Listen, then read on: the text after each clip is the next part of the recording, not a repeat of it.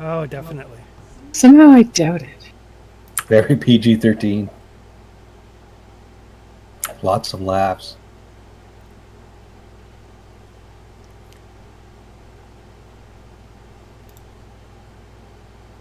Yeah, I was reading the scenario and I thought, that's probably what it's going to turn out to be. Just a straight up cakewalk. Absolutely. Alrighty. So, we'll go through a few kind of quick things before we actually start to play. Shadow of the Demon Lord is like a dark fantasy horror game. It has more in common with The Witcher than with Lord of the Rings or D&D.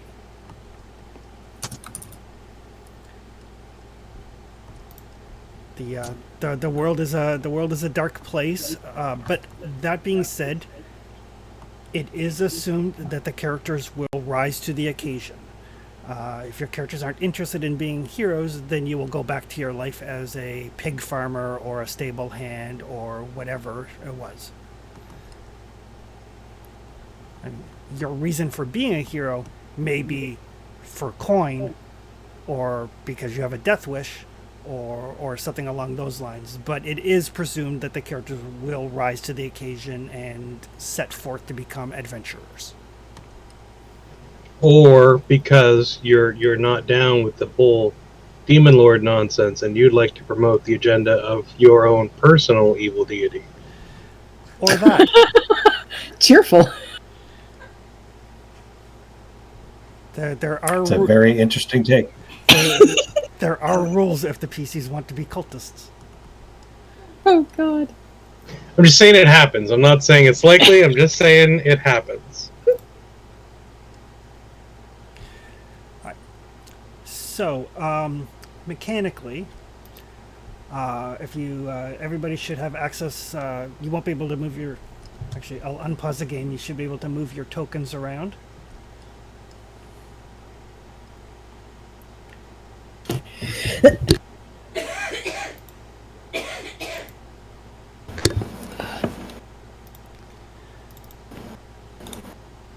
All right.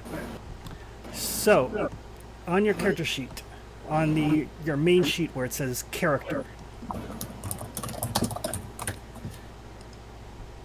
you'll see your important stuff. You'll see your stats across the top, your ancestry, which is currently all you are. You are an average member of your ancestry. The languages, this game does denote whether you read or write or speak a language. Down at the left-hand side, there's a little picture of your character, but then there's also, you'll see a checkbox for injured. Injured is if you have taken more than half of your health in damage. It doesn't have much effect except for certain things that trigger off whether or not you are injured. Like some nastier creatures or nastier spells may have a, if the target is injured, then this. Other than that, it doesn't affect your stat rolls or anything. Right now, all I see is the background.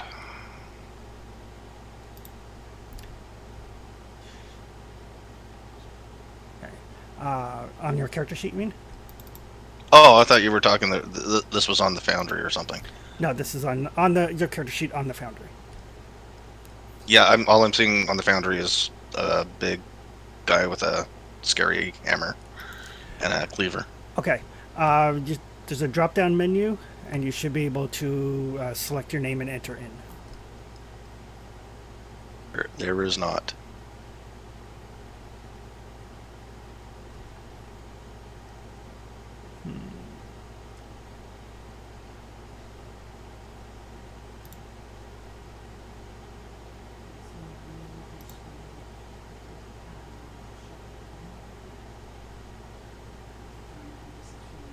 Let me try opening it in a different browser. Yeah, because it should show you the background of a big guy with a tiny dwarf next to him. But then there should be a screen in the middle that says Shadow of the Demon Lord with Join Game Session and World Description. Could be Trev's first time on Foundry, I think. It very much is. That could be. Ooh.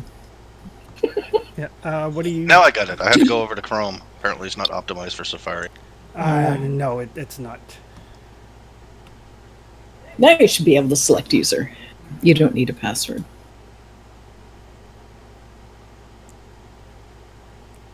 Perfect. I'll remember that. And then join session. I'm in. Okay. Over on your right-hand side, you'll see some speech bubbles, fist. That's what we'll use for combat. Then 3 meeples. If you click that, and then you click player characters, your PC should be attached to your username. You can also click C to bring up your character sheet, You fancy or people. you can click on the token with your picture on it on the map. Slow down, he's new at this. That's okay. I'm caught up now. People in your fancy shortcuts.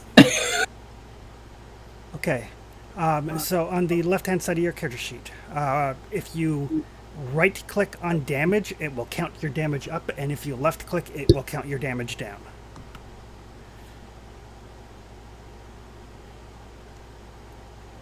Cool. The same with insanity, the same with corruption. Okay. Defense, your defense is equal to your agility until you get some armor. Power is for spellcasting. Size is how big you are. Speed is how many yards you can move in a turn. Fortune. Fortune is something I give out if you do something really cool. If you find information and share it with the party, or if you do something cool or come up with a good idea, that sort of thing. And you can use fortune to turn a failure into a success, or to make a roll with boons on it, or to roll a 6. If you're dying, you can change your fate roll, which is a d6, into a 6, which means you stabilize with 1 hit point. The bottom thing is a little thing that alternates between fast turn and slow turn. And that will determine where you go in the initiative order.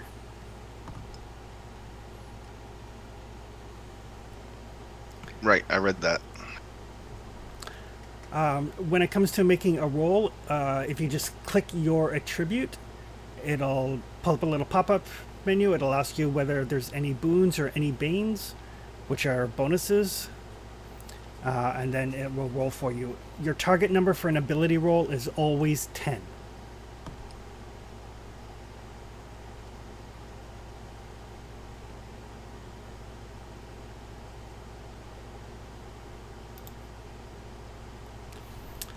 Boons and banes cancel each other out, so if you do something and you have 2 boons but you have 1 bane, then you have net 1 boon. And the way those work is they are extra d6s that get added to your d20 roll. But if you have multiple boons or multiple banes, only the highest one applies.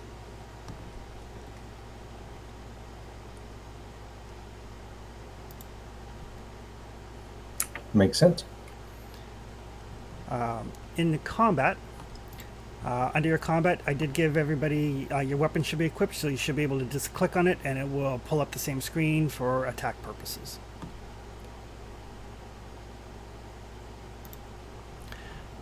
Your target number for an attack is equal to your opponent's defense.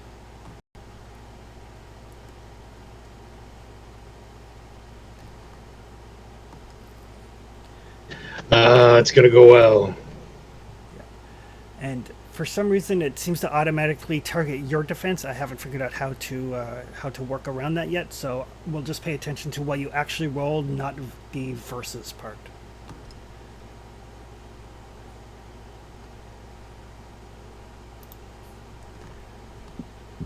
Talents you don't have to worry about because you don't have any yet. Same with magic. Inventory, all of your assorted gear and starting money is on your inventory tab. Since currently all you guys have is like the most basic of basic gear, nothing terribly fancy there.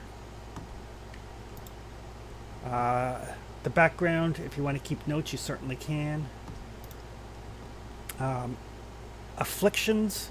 This is like if you get if you're concentrating, or if you're defending, or if you're slowed or unconscious. You just check the appropriate box.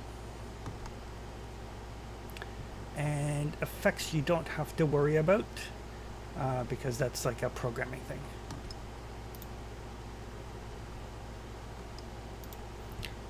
Alrighty. The way professions work, everybody has 2 professions, and they will give you boons if you can convince me why your profession allows you to be better at whatever it is you're doing. So like if you're trying to sneak, for example, and you say like, well, because of my profession as a grave robber, I'm used to moving around and being unseen. Sure, you can get a boon for that. So the professions are very open, so give some thought into what those professions actually mean for your character. I have high hopes for my astrology. Astrology will sometimes come in handy when you're trying to, like, perform a magic ritual, or figure out when a cult is doing a thing, or stuff of that nature. Or milk a rube of his And maybe pointers. navigate by it. Yeah, absolutely, navigating by them.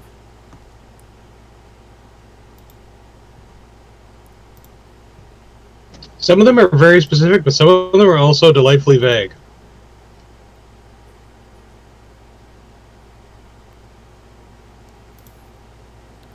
Like, Prospector just says, lived beyond the bounds of civilization. So if you're outside and there's a rock nearby, you're good. That sounds a lot better than heraldry.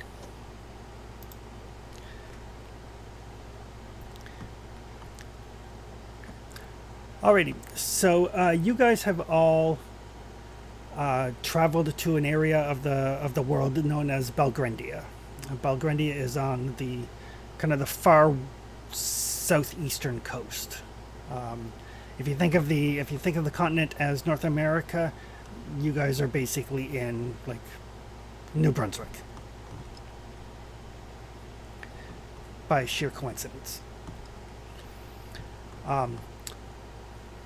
As you travel, you've stopped for the evening at this little inn outside of a massive forest. The rumors that you've gathered along the road are that nobody travels into the forest at night. So you kind of like, this is the last chance for gas sort of inn. So a lot of people hole up here and then set out through the forest in the morning, hope that they can clear the forest before dark falls again. You've all come for whatever reason, which I'm sure that we will bring up during the role play before the shit hits the fan. It is a fairly warm summer So evening. we've been traveling for a bit then. Yeah, you guys have come from a variety of places around. Nobody's traveled terribly far. Like, nobody's come from all the way across the continent, just because people tend to not travel that far because the world is very, very dangerous. Most of you are probably heading to a city called Bakran, which is one of the oldest communities in Belgrandia. It is a fortified compound, one of the major cities, but it's fortified. Like, it doesn't just have a wall; it has 6 concentric walls at different elevations, which kind of mark the periods of the city's growth. So, like, it's the center core has like a ring around it. Then as the city expanded outward, there's another ring. So every time they expanded outward, they walled it in. So there's 6 concentric rings to the circle, making it very well defended if you're wealthy enough to live in the center portion. But it is a center of learning. It is a place for mercenaries. There's a very active thieves guild. There are a variety of reasons as to why people would travel to Bacan.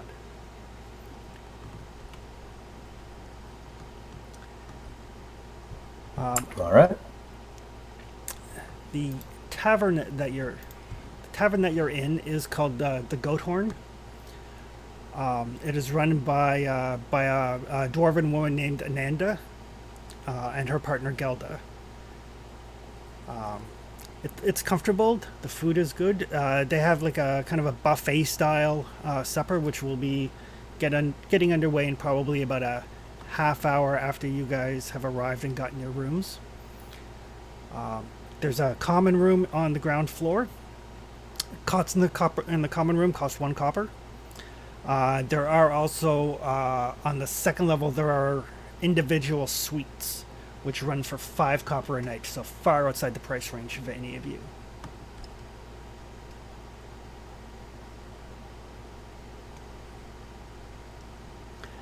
There are a couple of other travelers staying here as well.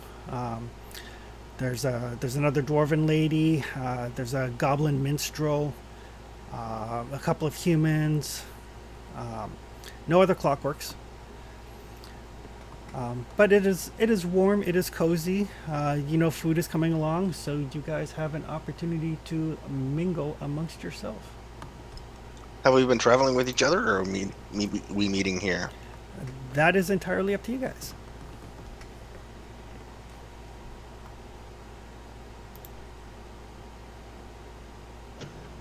Fagor doesn't mind to have a few traveling companions. Yeah, Ruthless wouldn't mind either.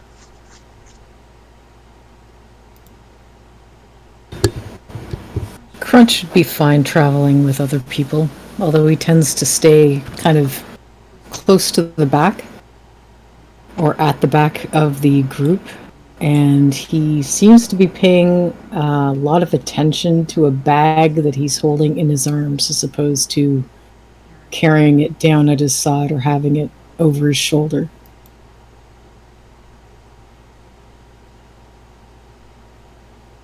Every now and then it wiggles on its own. Yee.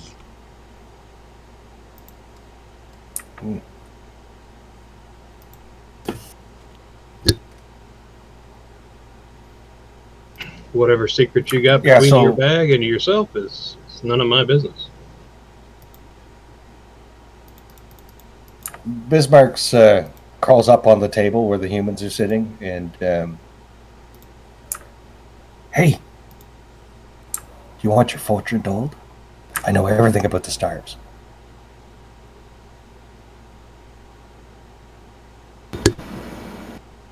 Sure.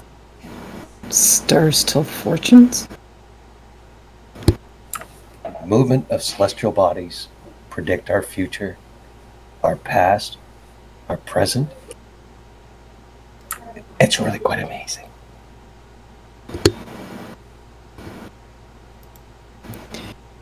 Crunch puts his bag on the table.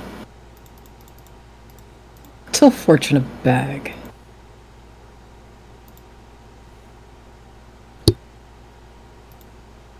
And he'll skitter up on his forelegs and carefully keep his that scorpion tail with a blade on the end away from the bag and the giant orc. Little pincers come forward to unwrap the bag and see what's in it. There's a baby in it. Probably 4 or 5 months old. Not terribly big. Looks like it's human. Not what I expected in this game. Holy crap, where'd you find a baby?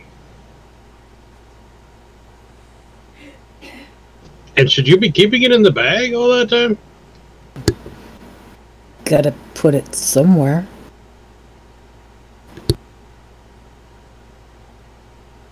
That's fair. Can't walk. Too small. I just don't know if the bag's the right place for a baby.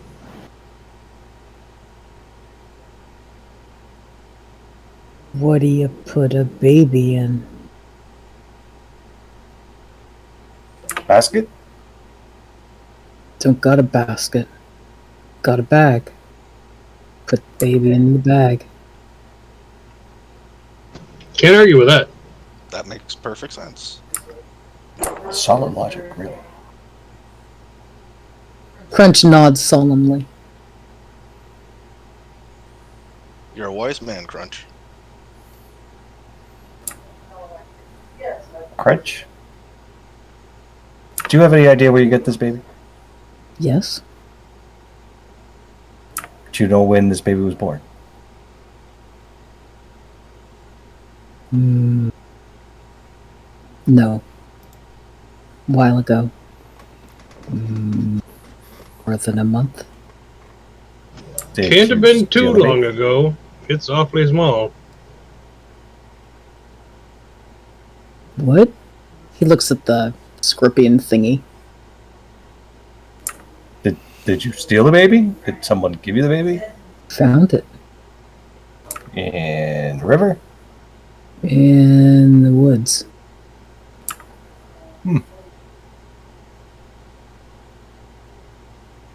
Was it wrapped in anything? Did Maybe it a come bag. with anything? Had a blanket. Used it.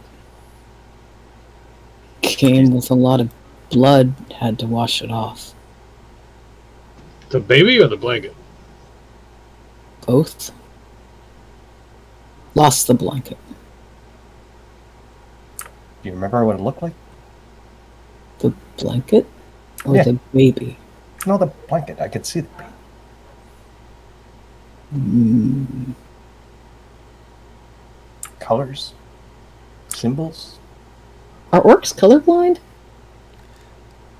No, they are not. Okay, good. Just checking. Seems like a personal choice. Dark blue.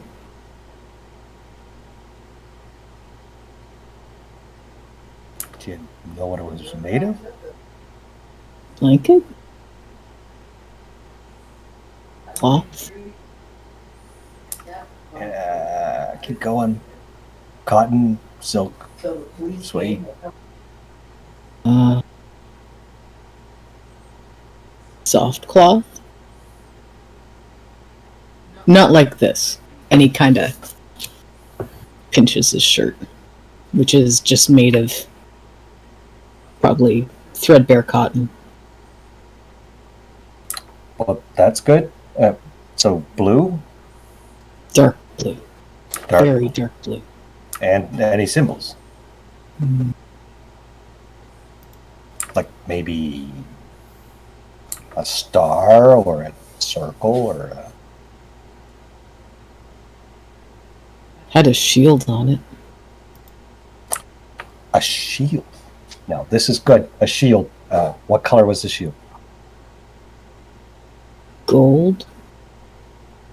Was there anything shown on the shield? Is there like a dragon or a lion or a sword or a crown or Lots of blood. after you washed the blanket? Yes, still lots of blood. Blood doesn't come out good. Made the gold look brown.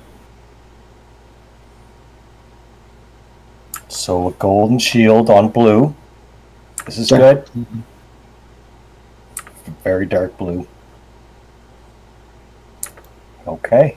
Well, that means it could be from any number of houses. Let me think. Taps his forehead with the scorpion tail. Thought you said the stars would tell you. Make an intellect roll, and you can have one boon because of your heraldry that you were just joking about would never come up. I didn't think it'd work. Had to milk that one. All right, how do we do an intellect roll? Just click where it says intellect.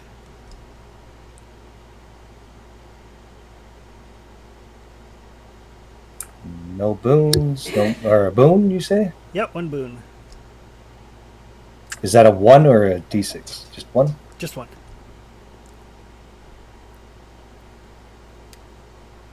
There you go. All right.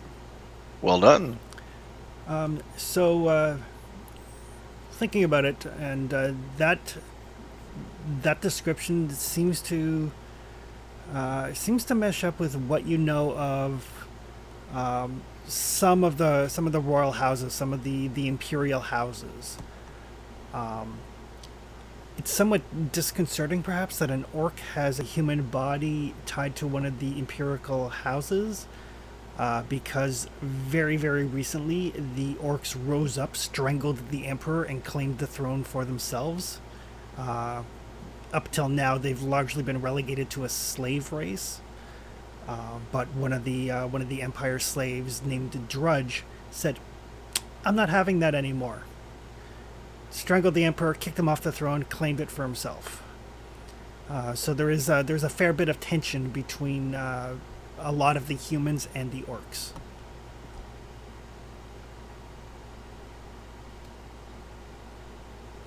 Yeah, I That got makes sense. nothing. Sorry.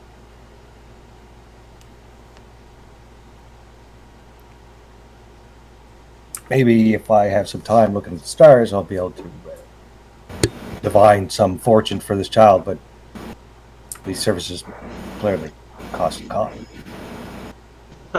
Is there a is there a lot known about this war, Chris? It's not really a war. It's more a matter of the orcs toppled the empire. There's scattered fighting here and there, but it's not a war per se. Okay. At least not yet. So the humans got their butts kicked, or is this like the emperor just died a year ago kind of deal? Probably a little under a year, and it's very well known that the orc Drudge strangled the emperor on his throne, and then just kind of pushed the body off with his foot, plumped his butt down, and said, So there's a bit of chaos going on now. there's a lot of chaos. You guys are fairly removed from the central part of the empire, so a lot of the chaos hasn't really reached here yet. But a lot of the parts of the empire are declaring themselves as independent states now, as opposed to being part of an empire. Well, the king probably shouldn't have made that orc wear the chainmail bikini. It's demeaning.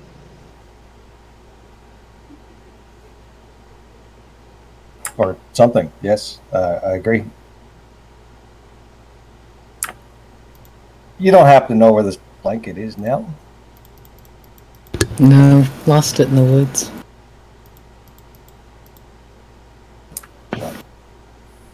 200 yards out, or A while ago?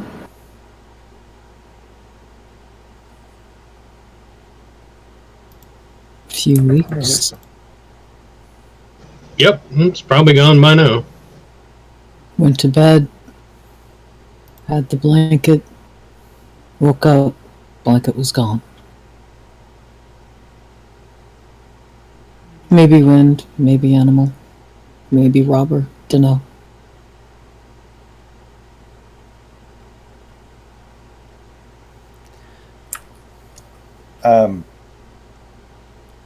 By chance, are you keeping this thing? Yeah. Can't Like- follow me. Can't walk. Forever? You want to give it away to somebody, or Well, you trying to get the baby? I don't want the baby. I'm just saying that maybe somebody less green could take care of the baby. Returning to Wow. his family. You don't think an orc can raise a human baby? Not much, no. French. I mean, the they're last basically the same. person who tried to take it. The orc's a little bigger. It's not like it's a troglodyte baby. Then you'd have to kill it. Why? Oh, troglodytes are terrible. Evil creatures.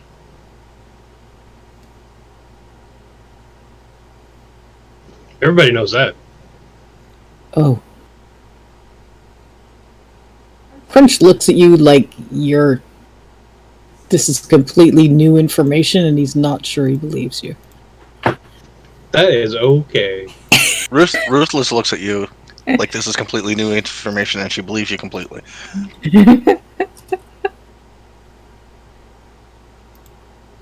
Keeping the baby, yeah. There's a Can't be reason safe. they call it an irrational hatred.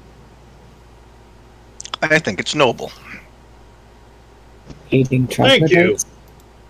No, you taking care of a baby you found. I think it's noble. Oh, yeah, that You're a too. very generous person. Oh. Okay. Yeah. Noble. I suppose that has to eat. Yeah.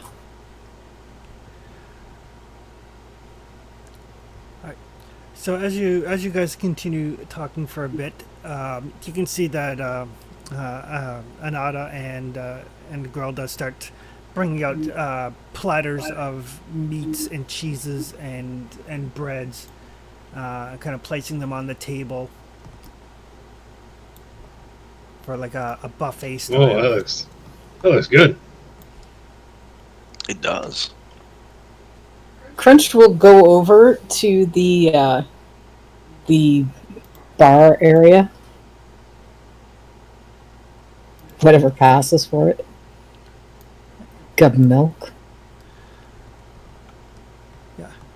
Anada's like, yeah, she's like, and she kind of yells over to the young human gentleman that's basically just kind of clearing the tables and stuff. She's like, Bester, go fetch some milk. He kind of puts up his broom and goes off to the stables. If you can't get any milk, there's always beer. Kids love beer.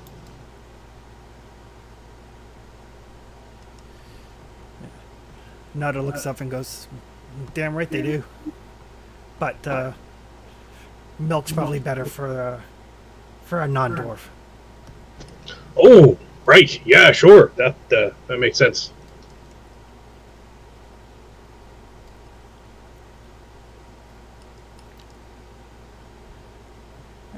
So yeah, so Bester's gone a couple of minutes. Comes back with some milk. Seems to be still warm. Oh, perfect. That's Straight how you from the know goat. it's fresh. That's how you know it's fresh. That's right. Straight from the goat. Crunch takes the container, trundles back over to the table, and starts dipping his finger in it, and then kind of feeding this kid drop by drop. That's the cutest thing. Baby? You taking care of the baby. Crunch kind The of. baby is quite cute too. It's downright nurturing. That said, Very I'm going to make perplexing. myself a sandwich. Me too. Yeah, one by one, the rest of the guests kind of come down and help themselves.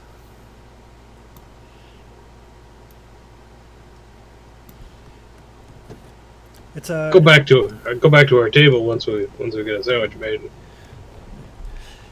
Yeah, when you get back to your table, there's like a older human gentleman who's just basically just kind of made himself down. He walks with a bit of a limp.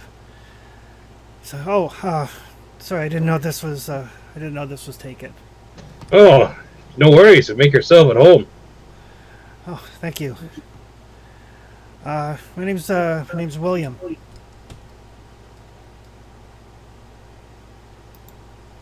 Nice to meet you, And- William. And how are you making out, Will? Oh, I'm doing pretty good.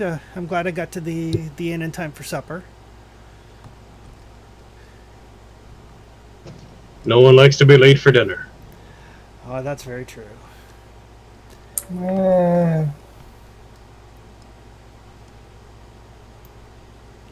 Except the meal. Well, you guys start eating. The young man Bester, who seems to be the in hand, picks up a flute and starts playing a little like dinner music, and one of the female goblins goes back to get her out of her pack, gets a lyre and kind of accompanies him. You can tell they haven't played together because it's a little bit jarring and jangly at bits, but they do kind of find their rhythm, provide a nice little dinner accompaniment. While everyone's eating, Bismarck will dance on the table. All right. He will try I to did that help at the with last fun. Sarvers Festival.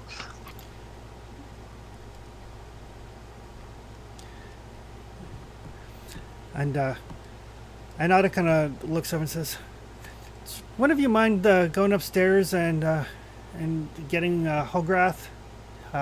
He should be here for dinner. I mean, he paid for it in advance, so he's probably still asleep. If you want to just go and get him, that'd be great." I'd be pleased Yeah. to. Oh, I'll go with you.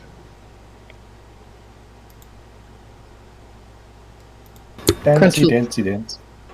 Crunch will carry the baby with him when he goes over to just sort of grab a handful of assorted meats and cheeses and then go back to the table.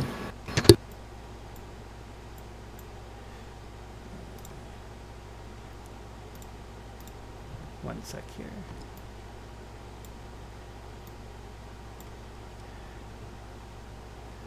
Okay. All right. So, Thagor and Ruthless, you guys make your way upstairs. From down below, Anada's like, "It's the one at the back on the left." Back on the left. Yeah, got it.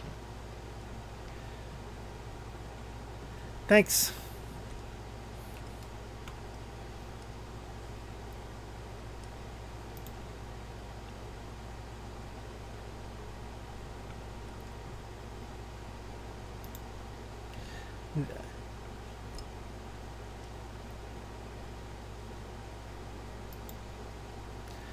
Knock, knock. When you knock, the door creaks open ever so slightly, and you're kind of like raspy breathing. It's like, Mister, are you okay? Dinner's ready.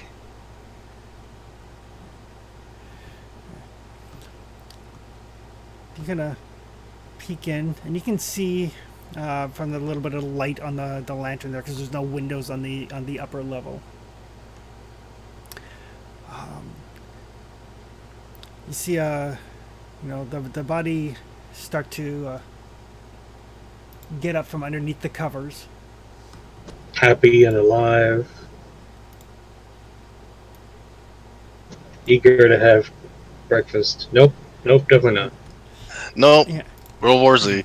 And as it sits up, you see its eyes kind of snap open with this greenish light, and it just kind of reaches out and says, "I smell your blood, taste your flesh. Death comes for you all. They come for you, come to end your miserable mortal lives." And it will start to lurch forward. I will start to move backward. Yep. Close the door. Do we get a chair we can push against that? Don't know. Keep running. Yeah, let's get back downstairs.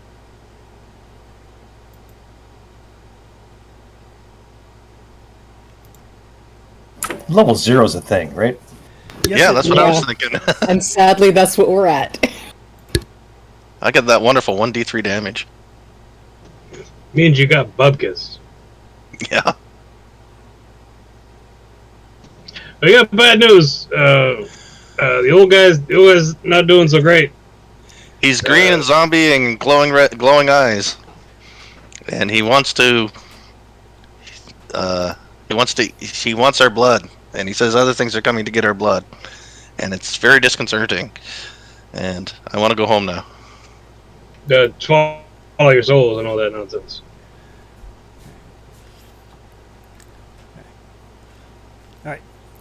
So, Grilda and Anada kind of look at one another. Anada kind of grabs a frying pan out of the little kitchen area. It's like, I wish I hadn't given up my axe. Grilda's like, it's for the best. We're too old for that nonsense. It's like, yeah, but I'd much What's rather- going on? I'm not sure, but based off of what you said, I think if I'm going to go check on our guest, I don't think I'm going to go unarmed. That's a fair point. We should back your play, and Ruthless's demeanor changes from the Ruthie persona to the Ruthless persona, and she slides from her back a stiletto dagger that nobody knew was there. All right. Okay. And the two of them seem to be like kind of psyching themselves up. Okay. All right. I've got a stick. That might help. How tough can a dead guy be? Is he dead? I don't know. It's really only one way to find out. Mr. Bismarck, you look like you're tough. Can you do anything? Bismarck promptly hides under the table and pretends he's disabled.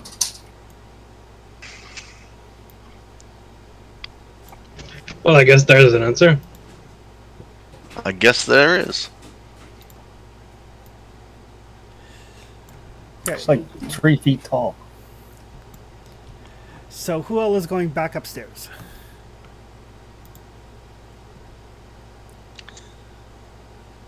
Hangover will help. I'm Maybe- going up.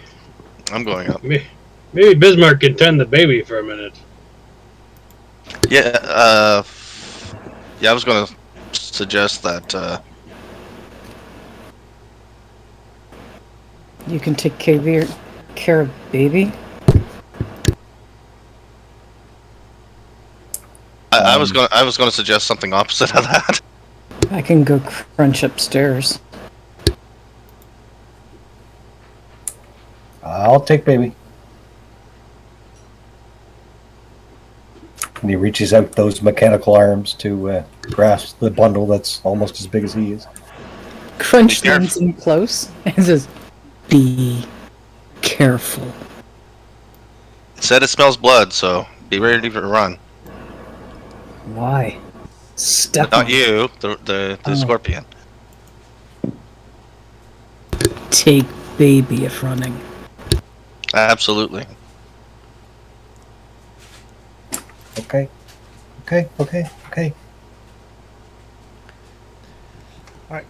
So the so Crunch and Throgar and Ruthless, along with Anada, kind of make their way up the stairs with a motley assortment of weapons.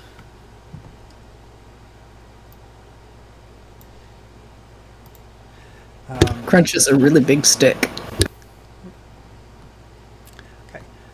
So yes, and as you make your way up the stairs, you can hear like a scratching sound coming from that far left bedroom. I don't think it knows how to use a door handle. That's great. I didn't think that would work.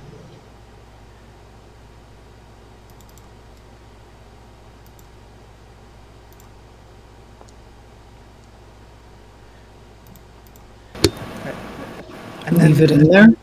And then there's a banging sound, and you can hear the door splinter ever so slightly. Knows how to use something.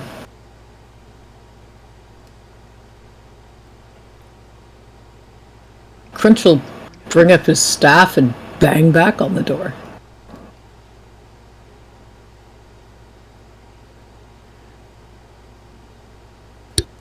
It's over this way.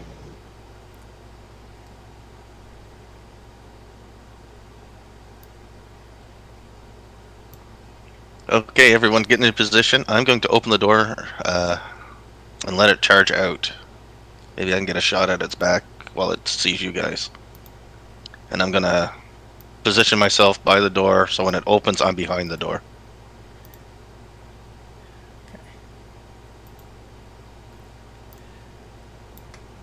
Alrighty. So for combat, when you open your character sheet, choose whether you want to do a fast action or a slow action. A fast action means you can either move or take an action. A slow turn means you can move and take an action.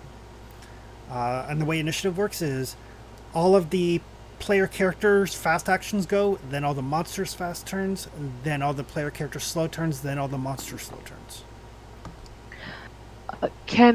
Since I've popped in a little bit late, could I get a really quick short summary of the situation besides we're about to hit combat? So I can be of use? Yes, absolutely. Everybody Thank has stayed at this tavern.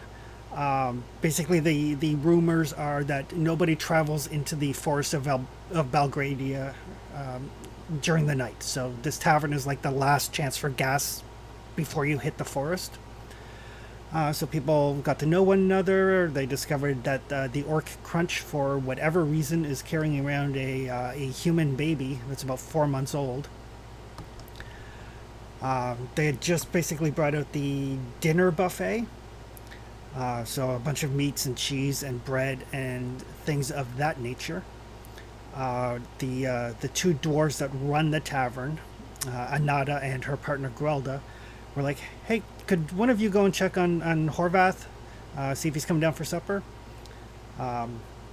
Ruthless and Throgar went upstairs to check, and they pushed open his door, and he kind of sat up with glowing green eyes and was like, I hunger for your flesh. At which point they backed up and closed the door.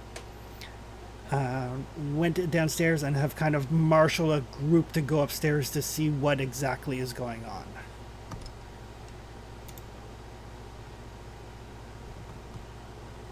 That, I think, pretty much is what happened.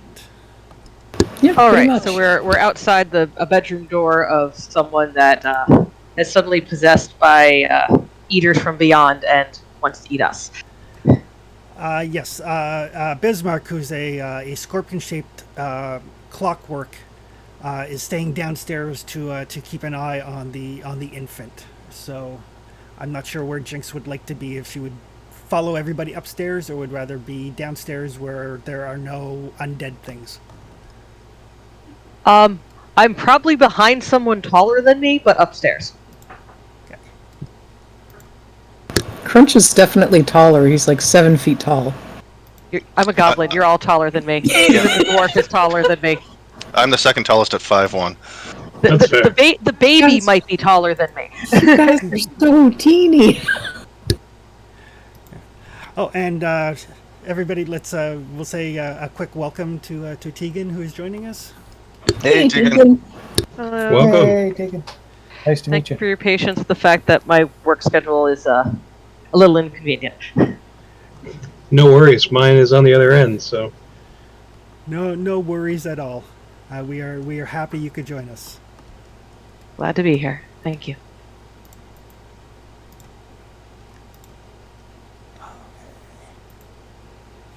So,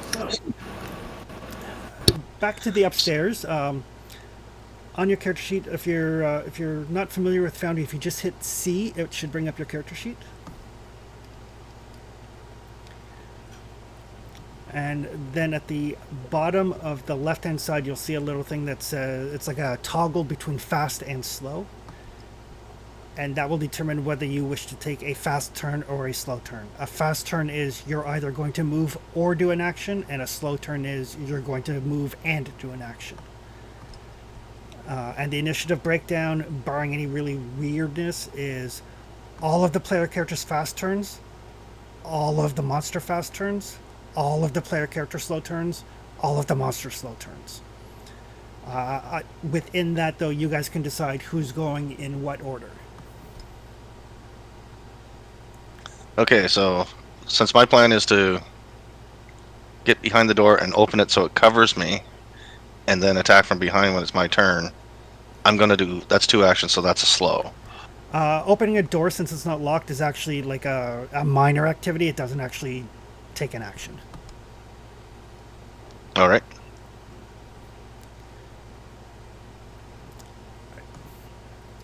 So that looks like Crunch and Jinx. You guys are up first. Yep, Jinx needs to open things up. And then Crunch is gonna swing hard.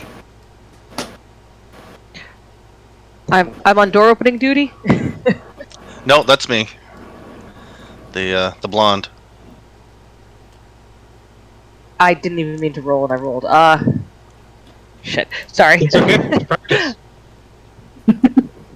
No worries. All right.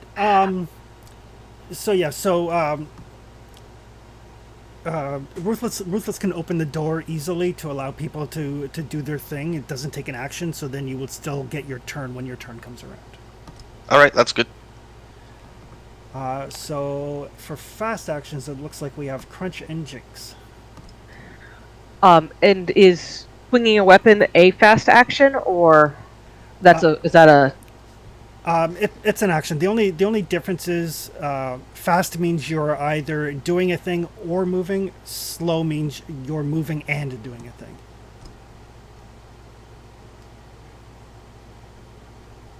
Okay, so it's whether you do the action first or second. Yeah. Or the thing. Okay, sorry, learning this. So I am of course tiny and probably not going to be rushing into things because I'm very tiny. The door is not open yet. It sounds like, as I'm trying to figure out the order of things. Yeah, Ruthless has opened the door, and now everybody is doing their thing. I basically, I've got my sword up, kind of a defensive position. I'm what, I'm shorter than this zombie's waist, probably. So it's sort of like that, hunched with the staff up, ready to whack at the knees. But if it's not in range, I can't really attack it. Okay. You can ready, which means you could say, I'm going to hit it if it comes close to me. I would like to ready to thwack the knees. Okay. Crunch, what would you like to do? Crunch would like to has it come out, or is it still just standing in its room? It's still standing. Zombies are slow. Okay. Crunch is then going to wait for it to come closer. Okay. That takes us to PC slow actions. So, Ruthless and Thagor, what would you guys like to do? I'm just hiding behind the door so I can attack from behind and hopefully get a good hit on it. Hoping for what do you call those things? An advantage or whatever it's called in this game. Gotcha. Boom. A boon. Okay. So yes, you can make an agility check.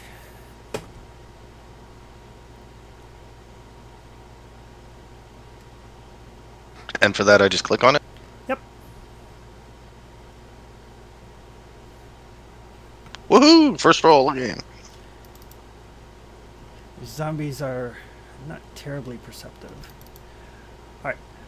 So it will take your action to hide, but then you will be in position to strike because it probably is not going to be standing there looking around for you. Perfect. Okay. Thagor, what would you like to do? Yeah, Thagor is going to ready his mighty stick to thwack the critter. Okay. Alright. Anada will she'll grab her, she'll choke up on her frying pan. Like one of those nice cast iron ones. Eesh. And then the zombie. So the zombie will lurch out. Readied actions. It is lurching and going to try to bite somebody, but readied actions interrupt, so it lurches out and and you guys can all hit it with your readied actions. Awesome.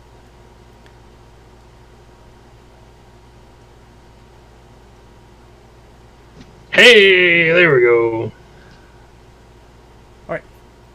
So this thing comes lurching out, and Thagor just brings his staff down and or I guess up because he's a dwarf, and kind of pokes through the chin and out the back of the rotten skull, dropping the zombie instantly.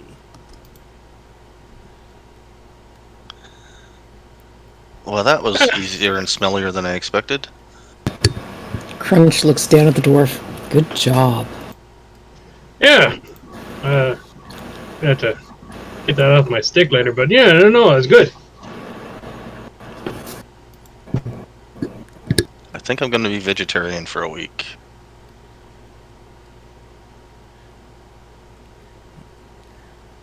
So yes, the zombie did not seem to be terribly dangerous due to a lucky headshot from Thagor. Right in the Aim nugget. forward and you connect. It's not lucky. In the meantime, downstairs, Bismarck, as you're like, keeping on this baby and stuff, you see some movement outside through one of the windows.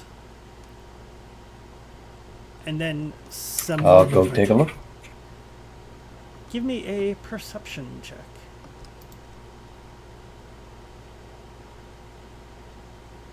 How do I do that?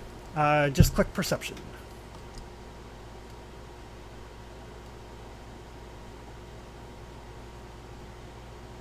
Right on the top row of your sheet there.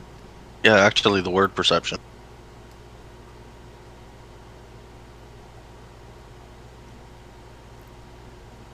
Oof, Well, Whoa. great roll. You see everything. Oh god, you've seen too much. So as Bismarck takes a look out the window, you see dozens and dozens and dozens of human-shaped shadows kind of shambling out from the trees, and gathering around the road to block it, moving towards the building, kind of surrounding the building. Yep, that seems to be all taken care of. Crap. Yeah, the rest of us are walking downstairs, like wiping the dust God. off our shirts.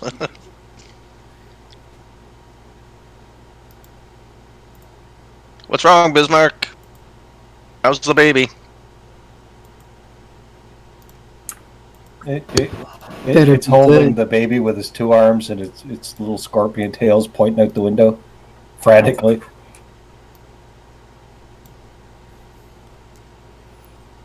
Crunch will turn to look out the window. Yeah, Ruthless will too. A different one. I would like to climb on a chair so I can see out the window because I'm short. And I don't want to get close to the window if there's something bad.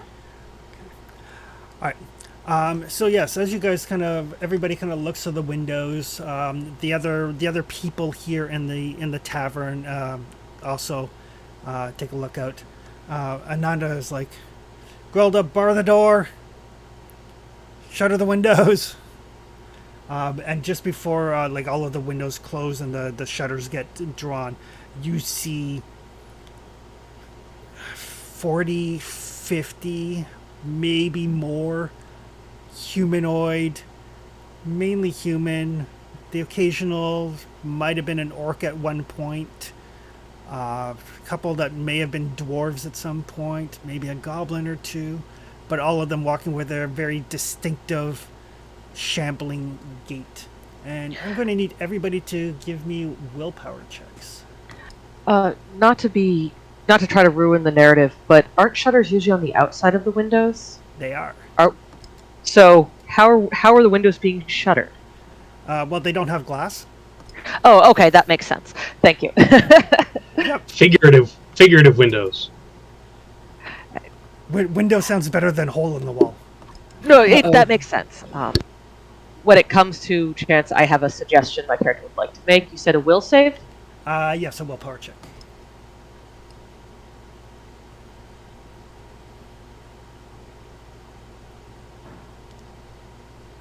Should have brought a bigger stick. I can't carry a bigger stick. That's alright, We'll make do. I don't suppose there's like a tunnel out of here or anything like that? There is not. All right. So everybody, so Crunch and Ruthless, as you see this horde coming for the building, the two of you take a couple of moments to just ponder the, fruitlessness of existence and how tonight is probably your last night on Earth. And The sheer terror of what's shuffling toward us. the sheer terror of what is shuffling towards you. The rest of you have managed to kind of keep it together. You're still you're still a little afraid, but you're like, nope, sturdy walls. You know, three or four dwarves. Dwarves are renowned as warriors. We got an orc, and orcs are. Oh no, we'll be fine. The rest of you are like, yeah, this is good. Crunch and Ruthless though are frightened.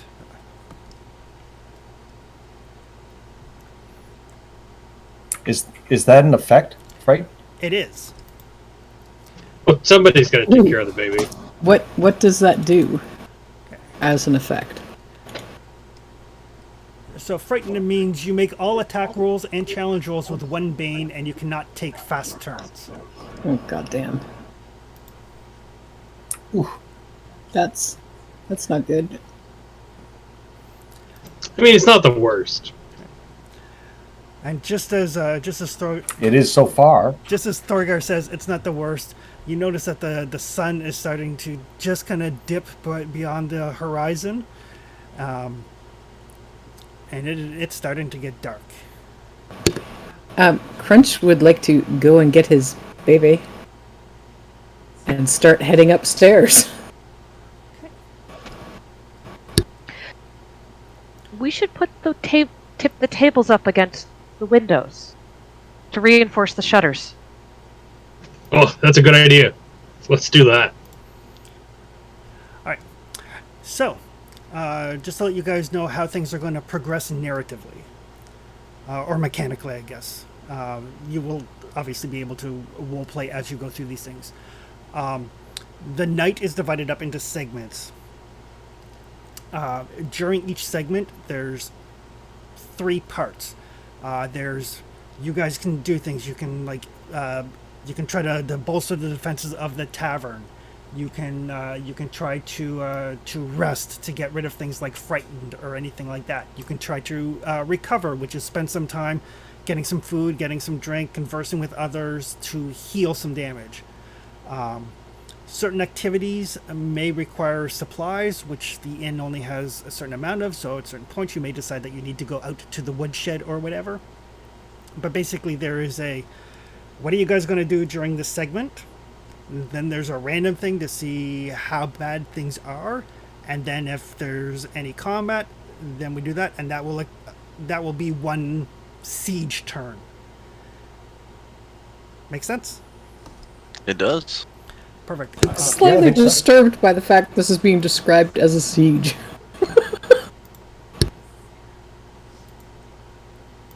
Level 0. Welcome to hell. So on Foundry, one of your tabs looks like an open book. That is journal entries, and in there's a document that lists what exactly the siege activities are, as well as actions and movement and stuff like that. So you guys, each person can do a thing during a siege turn, and multiple people can do the same thing.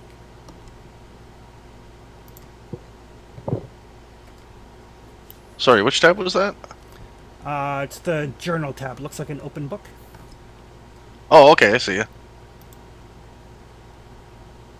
And then when you click on that, you should see minor activities, anatomy of a round, move, triggered actions, and siege activities.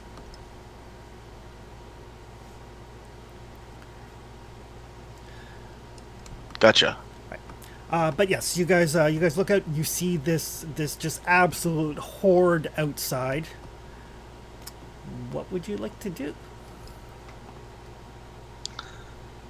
Well, I get a buff to get rid of, or a debuff to get rid of. So, I'm going to pray to the seer for, he was the one for, getting comfort when troubled, for wisdom to overcome a problem. So I think of all the ones I've been reading about right now, he's the one to pray to for the old faith. Okay.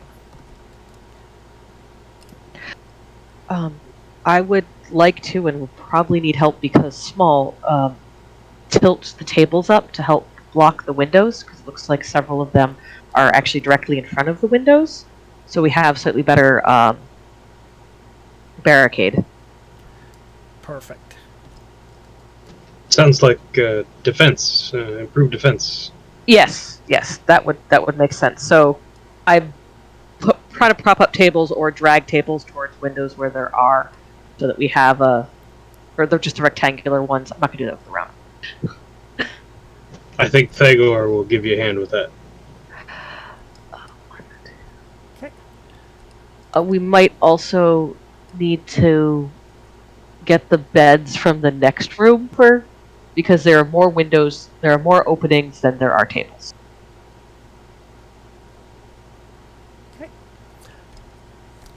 We also need better weapons.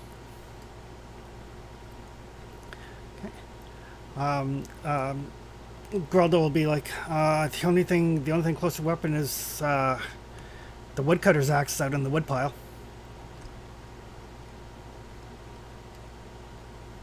Adrian, go get that, will you, Bismarck? What?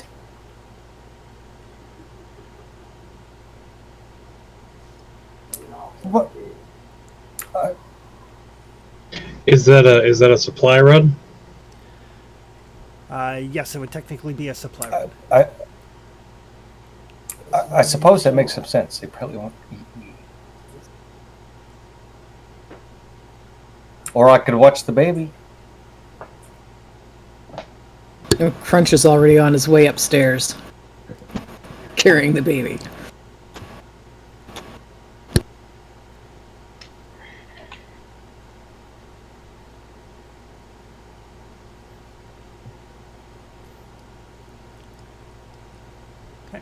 So some of the other guests will give a hand barricading the windows and the door and all of that sort of thing. You watch the baby, I'll get the axe.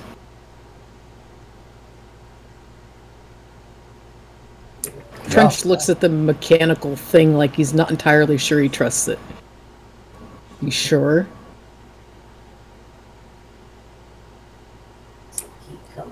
I'm very small, very good at hiding.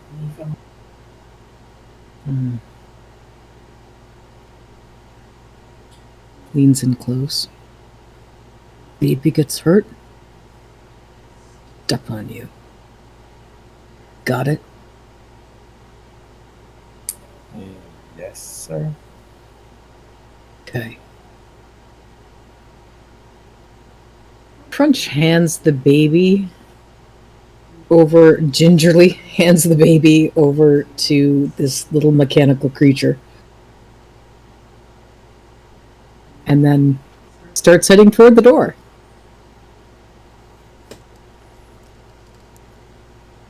He is evidently going to go out to get an axe. Okay. Right. So as everybody is getting their stuff together, Anada and Grelda are kind of like, you know what? This reminds me of the time in Crossing. It's like, which time in Crossing? Oh no, it can't be as bad as that time in Crossing. Having this little kind of banter back and forth amongst themselves.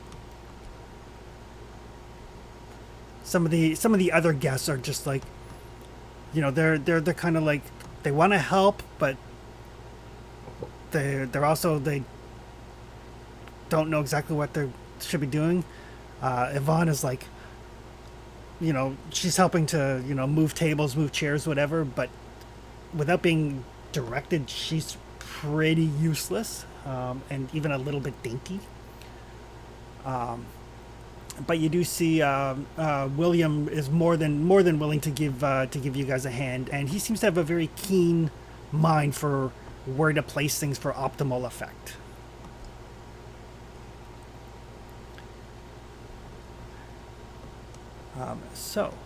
Excellent. So between Throgar and Jinx, I will need one of you to make either a strength, an agility, or an intellect check, depending on what exactly you would like to use as you get the barricades in place. And I mean, I basically put out there that in order for me to move a barricade, I'm gonna need help. Yep. William will do the heavy lifting for you for sure. All right, so that'd be int or agility would probably be my best bet. Yep, and then you get 1 boon because William is helping. How would agility play into this? Because that's my highest stat, so usually that's optimal. Yep. You could use agility if you were like making sure that things were properly placed. Like strength is to brute force it. Agility would be more of a, you could probably use agility if you were like leaning things against the tables to barricade them a little bit better, that sort of thing. Okay, it's the finesse rather than brute strength. Okay, Yep. I'm going to use an agility roll. You said William has some idea of place to put it, and I mean, my goal at this point is between the tables, and if I can get it, drag the beds out, get the openings, have the reinforcement with rectangular things, because the round tables are only good for, middle of the room, slowing things down, or like maybe at the bottom of the stairs. So Perfect. All right. So yes. So agility roll with 1 boon.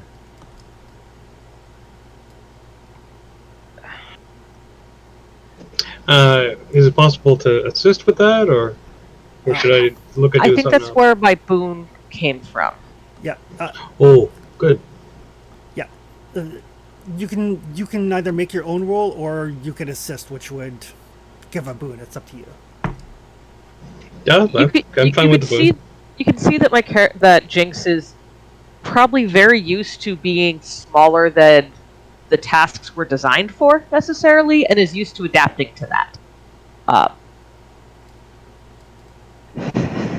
That's good. Okay.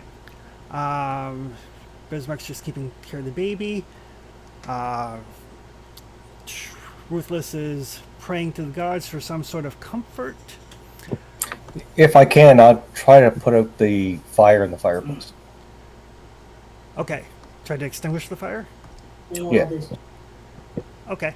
Yeah, you can definitely put the fire out. There's a pot of water there for that sort of purpose. Okay. Do we know that is there any sort of knowledge check to know about if there's any sort of particular efficacy or attraction to against or attraction to fire that zombies might have? None that you guys are aware of. There's if anybody had like folklore or anything like that, that might give some ideas. But as far as you guys know, it's like all just like guessing at this point. Hitting them in the head definitely kills them. Yeah, I know. I have no idea how we'd have something. I don't think I did anything with talent, so I'm gonna go with no. Just what I saw the stick do. All right. I'm a spider robot. I want to climb up the fucking chimney. Okay. Don't you have the baby? With a baby. Got lots of legs. Frankly, when I saw the orc with a baby in a bag, I thought it was his lunch. That's fair. I You're don't not the judge. first person. You're not the first person who's assumed that. Unless you're troglodyte. All right. Bismarck can give me a strength check then. Strength. Okay, so if this is difficult, I have something that lets me do that better. Or is it strength to put out the fire? I know you can put out the fire, no problem. This is for the actual climbing. Okay, so I'm not impeded by difficult terrain, whatever that means, but I will try. Yep.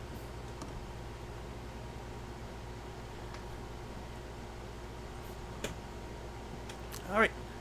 So you can scoot up the chimney if you would like. I would like to get to the roof, yes. Okay. Are you bringing the baby with you? Oh, for sure. Yeah, I'm even yelling, I'm taking the baby to the roof where it's safe. Okay. And Crunch. Crunch is going to try to make a run to get the axe. Yes. Crunch doesn't really understand how the baby being on the roof is safe, but it's got lots of arms, so he figures it can probably hang on to it. Yeah, he's going to venture outside. Give me a strength check, and you have one bane because of your frightened condition. I do. So So check off frightened on the afflictions list. I checked frightened. yep, so it should do it for you automatically. It says add boons or banes, so it doesn't seem to. Just roll it and see what comes up. Okay. Oh, terrible. Yeah, so it's automatically calculated in. Okay. All right. So Crunch basically kind of chooses his moment, kind of sizes up where exactly the wood chopper shed is, and you can see it. And it's starting to get a little dark outside. Thankfully, you're an orc and you can see somewhat. And you're like, okay. And you get to the axe, and you yank the axe out of the chopping block. Not a problem at all. But then when you turn around to head back to the inn, there are a fair number of shambling things between you and the inn. Left or right here on the map? Not actually on the map. Okay. This is a bottle episode. But you do, you're like, oh shit. You take a look, and you know that if you stay here too long, they're just going to keep pressing in and completely surround you, and that will be your end. So you kind of steel yourself, and you grab the axe, and you make a beeline back for the door, hopefully getting there before your allies close it on you. But in the process of getting there, you do take 5 points of damage. Ouch. That's a lot of damage at level 0. Uh-huh. And as Crunch comes stumbling through the door, and William and Jinx manage to get it barricaded behind him, he's got like bite marks and claw marks, and he's I was gonna say he's looking a little green, but you know. Got the axe. Green and red, Christmas colors. Does medicine does medicine basically work for things along the lines of first aid? Yes, you can make an intellect check and use one use of your healing kit to heal 1 point of damage. Does that front door open outward? It does. Okay, damn.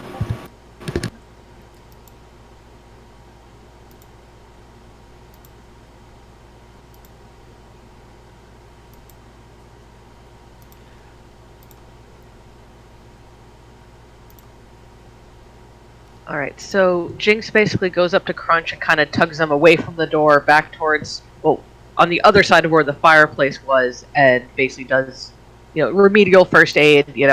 We've got all these, we had these beds, so, tear up some fabric, bind stuff so Crunch is not bleeding out, and with use of the healing kit, should be able to give you back 1 health point. Thank you, tiny thing.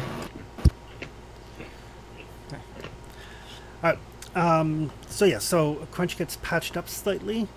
Bismarck is up on the roof, and things don't look any better from up there. Things may, in fact, look significantly worse from up there.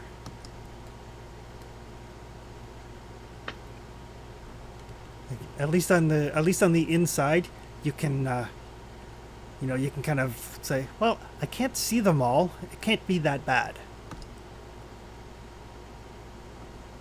On the roof, though, very different story.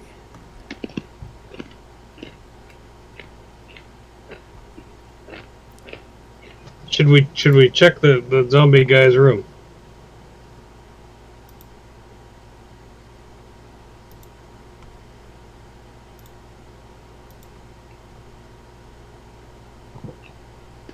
That seems like an intelligent idea, since he seems to have started all this. Yeah, that's what I was thinking.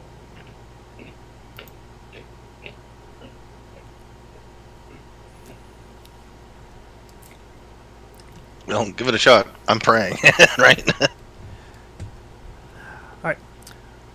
So who else going to go examine the room? Like, bear in mind that like this whole like barricading, getting the axe, this all takes place over the span of a couple of hours. So you guys have plenty of time to, you know, if you want to search a room, if you want to roleplay amongst yourselves, you have plenty of time in this span.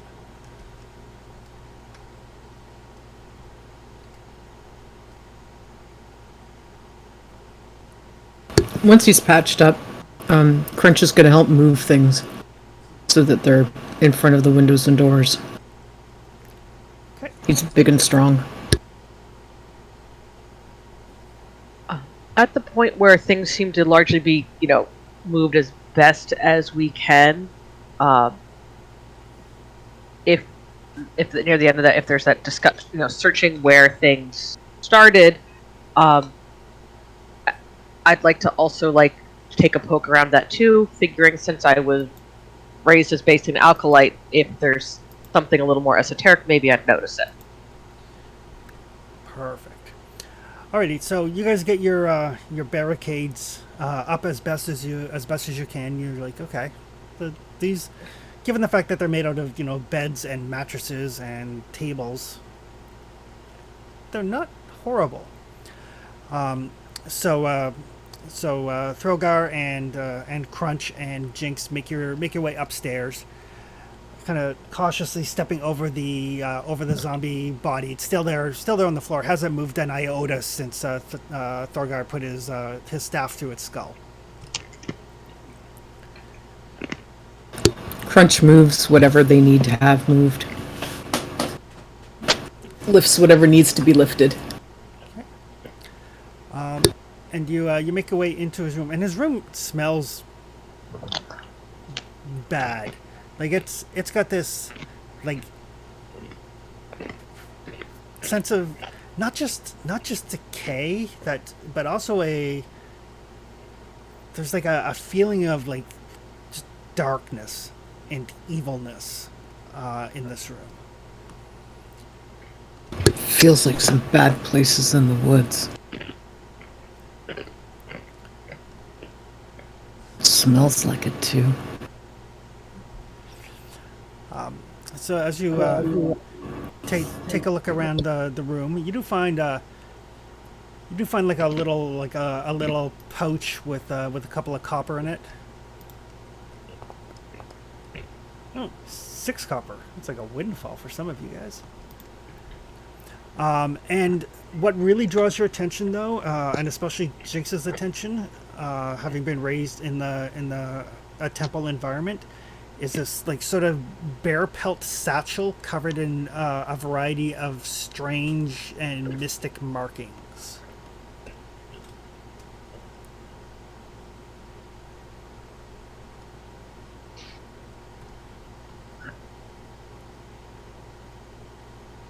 Huh. I'm gonna go over. Hey, take a look at this. Yeah, what did you find there?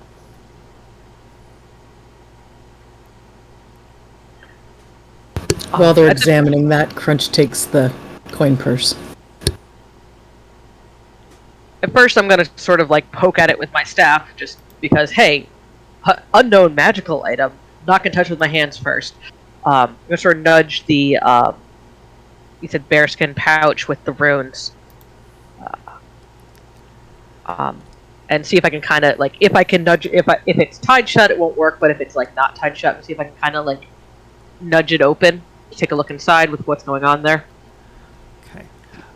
Yeah, it's not tied shut or anything. You can kind of open up the flap a little bit with your staff, and inside there's looks like maybe some finger bones, some dried up bunches of leaves. It looks very much like some sort of, if you had to guess based on just what you know from growing up in the temple, some sort of old magic, some sort of like old faith related talisman.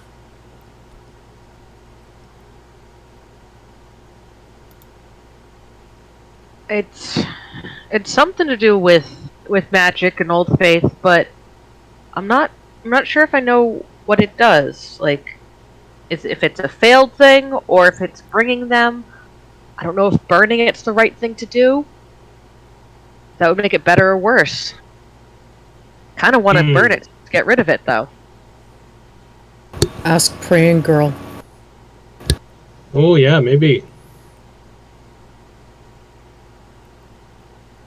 That'd be all right. Maybe Pray know something people. about the gods. Pray people know magic stuff.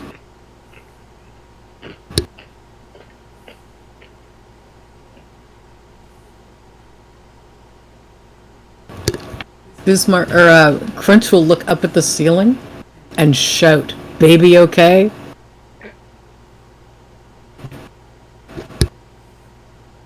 Could use some milk. And a diaper chain. I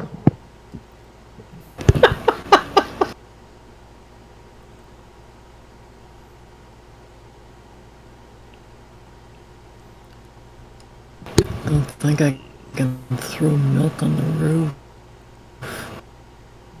I'd like to go take a look for Praying Girl, as she was described, and see if I can, like, basically have her come up and see if she has any input on this.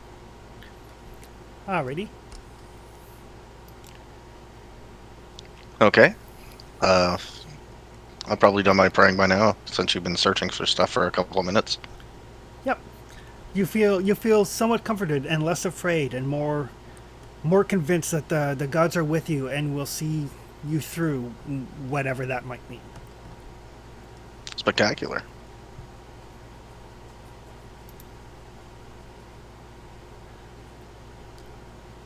So yes, when you get upstairs, they are looking at this like bear pelt pouch with a bunch of esoteric writings or inscriptions upon it, and as far as I know, nobody's actually touched it yet. They've just kind of opened up the flap with the staff and kind of peeked in. Correct. I have not touched it. All right. So Ruthless will take a little look. Make an intellect check. Can I help? I don't think you don't have any sort of academic background, do you? I do. If it has anything to do with war. I'm an initiate of the old faith. Yep. Yeah. Thorgar, you're not sure. It's not tied to any war or anything that you're aware of. All right. Worth a shot. No boons or bonuses for the old faith?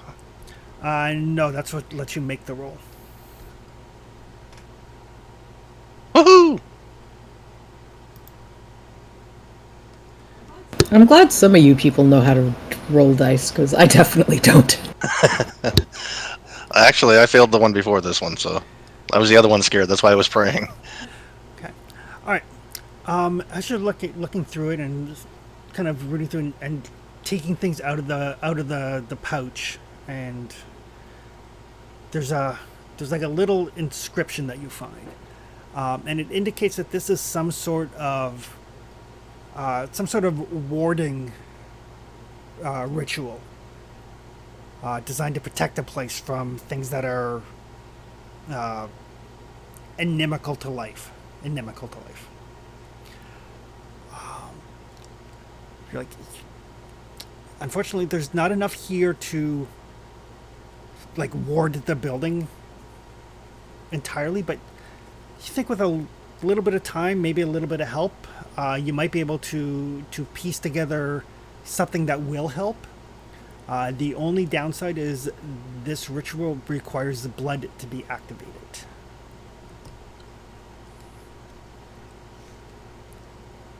And what would we'd find like one small common room kind of thing, like where the beds are, lock the door, and then do the ritual there. You can. Mechanically, what it does is if you actually successfully perform it, if any creatures attack during the next phase that's coming up, well, not the next one, but if you perform the ritual during the encounter phase after that, there are less creatures.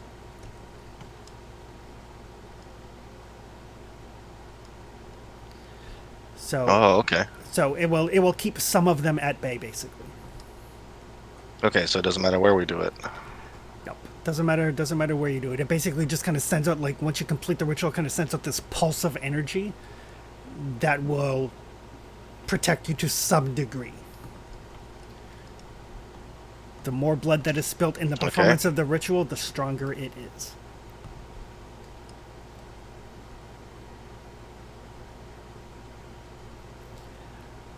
But How much blood are we going to need here?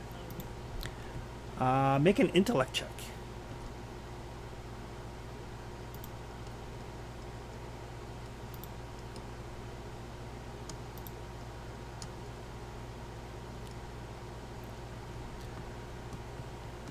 You don't think it's not a strong enough ritual, or at least what you have in mind with these components. It's not strong enough that requires you to, like, sacrifice somebody. Basically, if you prick somebody's finger, or cut the palm of somebody's hand or your own, that would probably provide enough blood to power it. All right. Do I need like a chalice and a fire or something like that? Anything in the? That What do I is need for the rituals?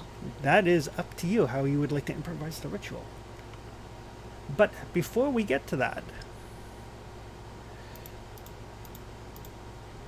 as time has passed,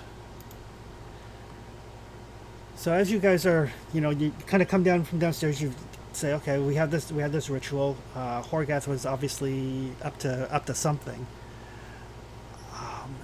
There is, let's see, you guys do have barricades. That's probably good. So.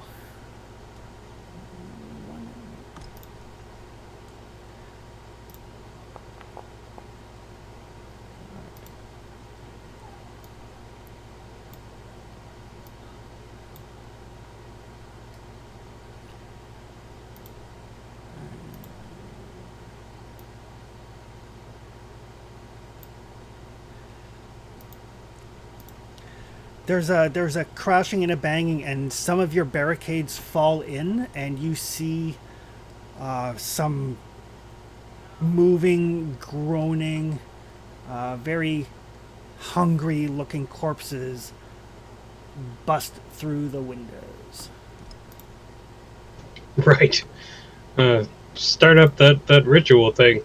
I'm sure people would rather give up a little blood than all of it. Crunch All right. will go running toward them to try to shove them back out through the hole they came in through. Oh yes, the thwacking shall begin.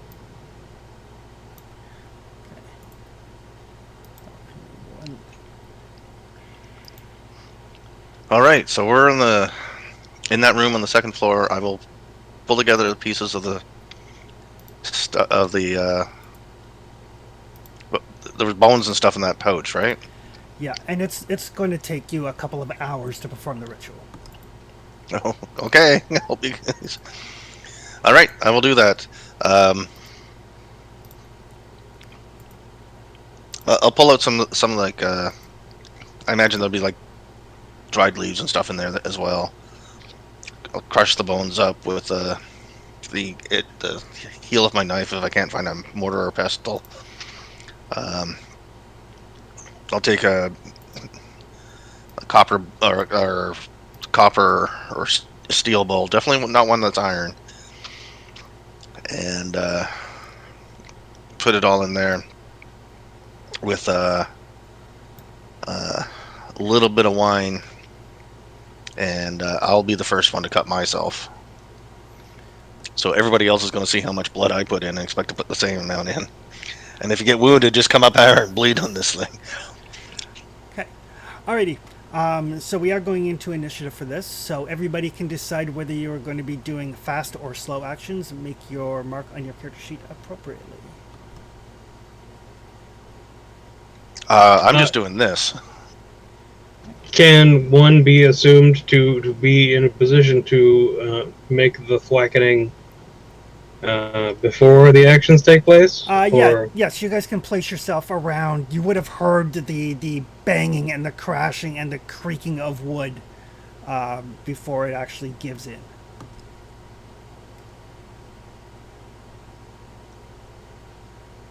I think I'll count mine as slow turn because I have to do some chanting and stuff and all that stuff too. Okay. As well as cut and just keep sending people over. I'll ask one of the patrons to put them in charge of sending people over. Okay. Because I will be half in the trance.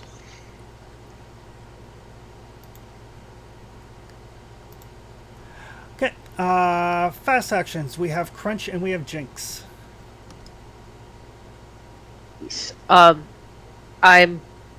Excuse me, sorry. There will be thwackening at this one that's trying to get to the window, basically in front of me. Okay. That one right there? Yeah. Perfect. Oh, Now I'm going to try to figure out how to roll for attacking. Okay. On your character sheet, under combat, your weapon should be there. I'm in combat. My staff is equipped. Yeah, and then if you just click the where it says staff, it should. There's nothing for me to click on.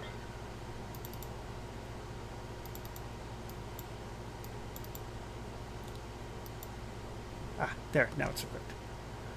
So now if you click the where it says staff, it should. Yes. Now I. All right.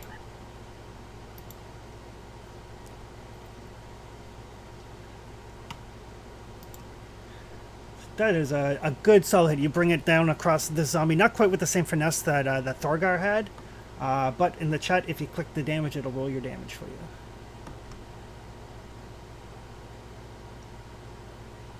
If you have to activate something, it won't let me click that.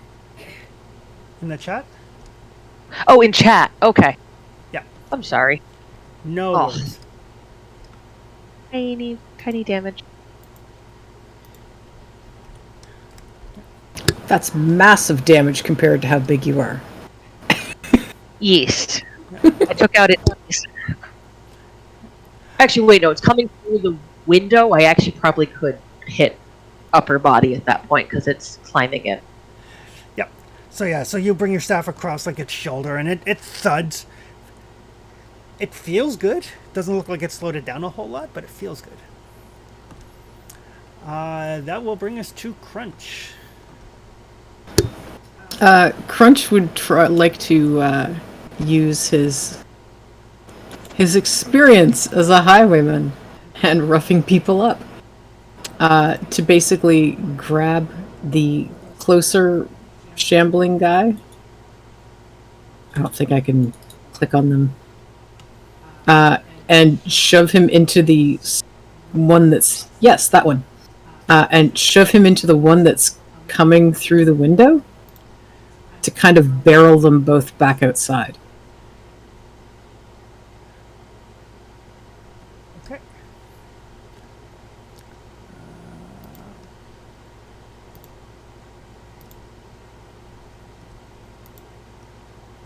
What's up here?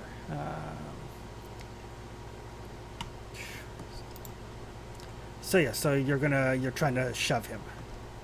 Yes. Trying to shove him into the other one so they both fall outside. Okay.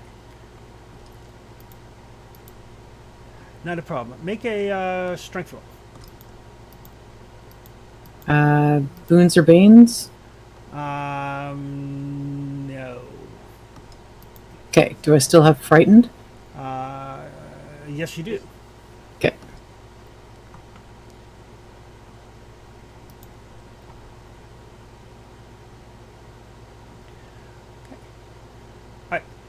So yeah, so you shove it. Basically, you shove it to the window, but it does push the other one back. Excellent. That's a win. Get another table. Okay. Thagor. Right. So can I step to the next one there? If you're doing a fast action, you can move or you can attack. Crap.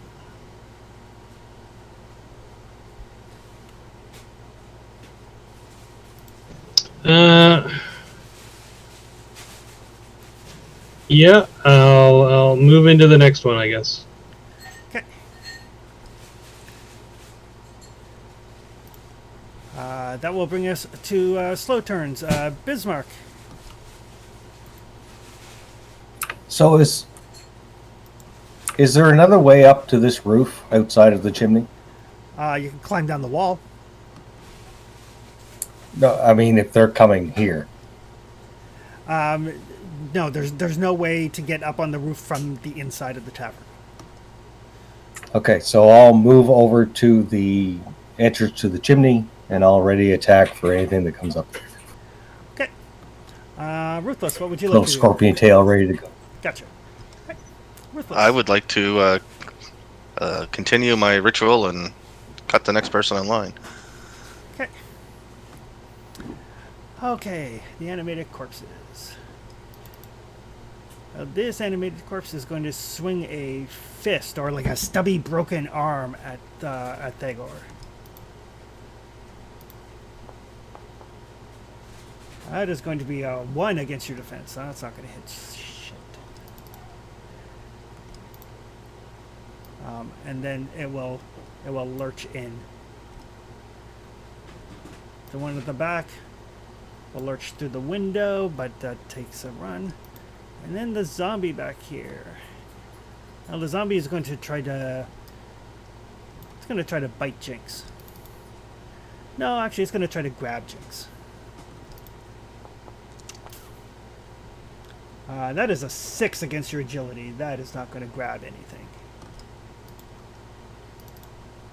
So yeah, so the zombie kind of lurches through the window and tries to grab you, but you're too small and too fast, and but you have the feeling that you probably do not want to be grabbed because grabbing will probably lead to it bringing you to its mouth. There is probably also an indignant squawk as I dodge out of the way. Okay.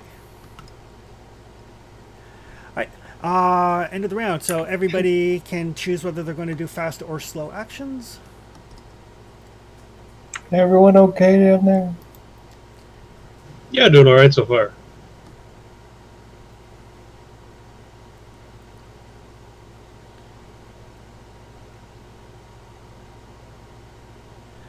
All right. So with fast actions, we have Bismarck, Crunch, and Jinx.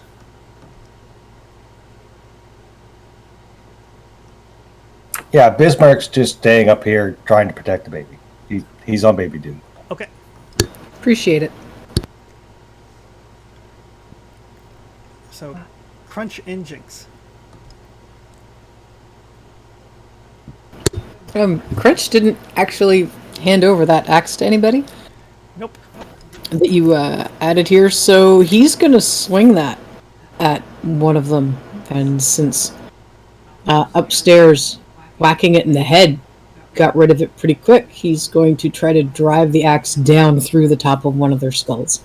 Okay. So I think I have it equipped. Seems to be. Yep. So just click strength. No, just click the weapon. Nothing happens when I click the weapon. Because it's not equipped.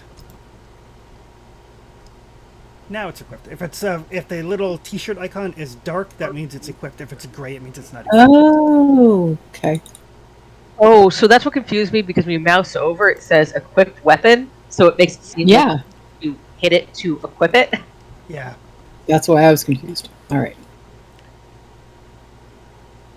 Technology's stupid. I Wait, what? agree. Wrong character.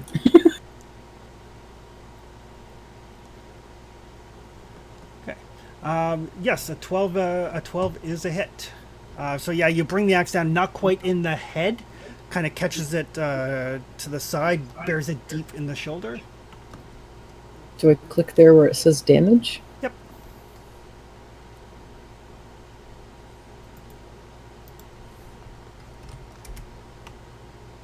So yeah, the axe bites in the shoulder and probably about halfway through the rib cage.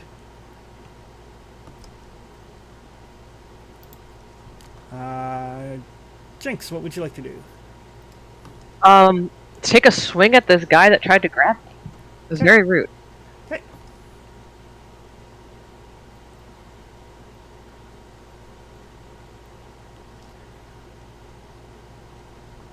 Clearly the grab and my attempt to get away from it was put me out of position, and I'm a little unsettled. And I swing at it and don't make contact. Actually, a 9 is enough to hit a zombie. For some reason, it auto-targets your own defense. Okay. Zombies do not have a defense of 12. They are slow and lumbering. So I have the zombie had made a grab at me, and I had to sort of. It put me a little bit off balance, but in coming back in, I still managed to thwack it as a rebound. Gotcha. That brings us to Ruthless and Thagor. I continue the same way. Okay. Sweet. I am gonna take a swing at this here pinata.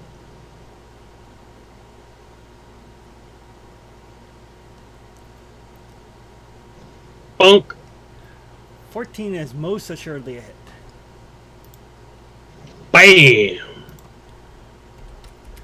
Okay. But it is still standing, hobbling. Oh, these ones are tougher. Okay. So that one is actually going to try to punch you back with its knobby little bone hand. Even a level 0 dwarf is scary. I know, right? 8 misses. 8 misses. He needs a 9 to hit me. Okay. This one. That one is going to shamble forward and try to hit Crunch. Sorry, it's going to shamble forward and try to hit Crunch.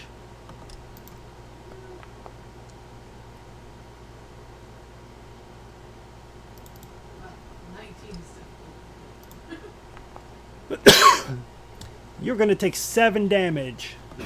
Ow! Oof. Yeah, so that brings me to 0. Okay. I guess. Does the healing rate at some point factor in? If you Or is get that a a chance, daily thing? it's when you get a chance to rest the thing. Ah, okay. So I'm at 0. Okay. So you drop.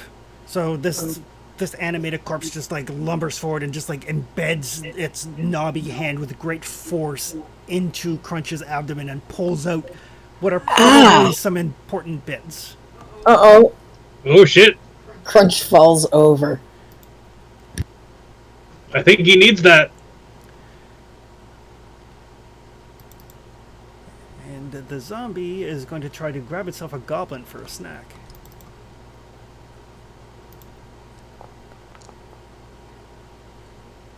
Oh, that is only a 9. Goblin is just too fast. Okay. End of the round. Everybody can decide whether they're doing fast or slow actions. What does dying qualify as? Depends if somebody hits you this round. Die slow. Take some of my blood, damn it! It's everywhere. You can get it all over the place. So if I got to Crunch this round, I could effectively do a roll to try to at least basically stabilize them and give them one. Correct? Correct.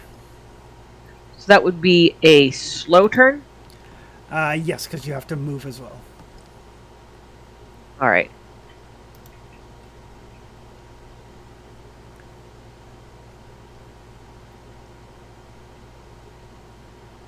Hopefully I don't regret this. Actually, shit, that's gonna leave us. Crunch is also right there, aren't they? Yeah. Actually, according to the map, Crunch is literally right next to me. There you go.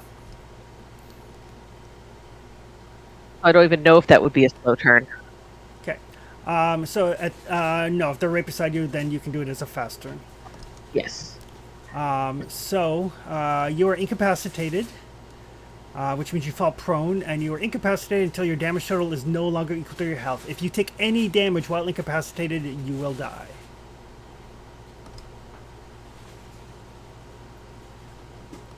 And roll a d6. Who? Crunch.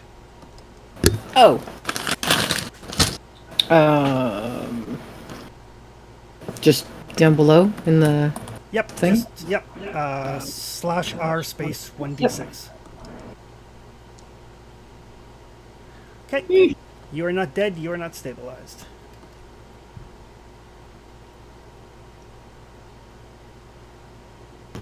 Sorry, I am not dead. I am.